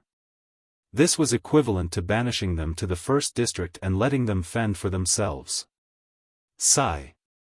The steward looked at the chief of the Heavenly Spiral tribe and sighed, "We can only look for the young miss now. Is it useful to look for her? Maybe even she has been expelled from the main tower." The chief of the Heavenly Spiral tribe said in despair. "Of course it's useful.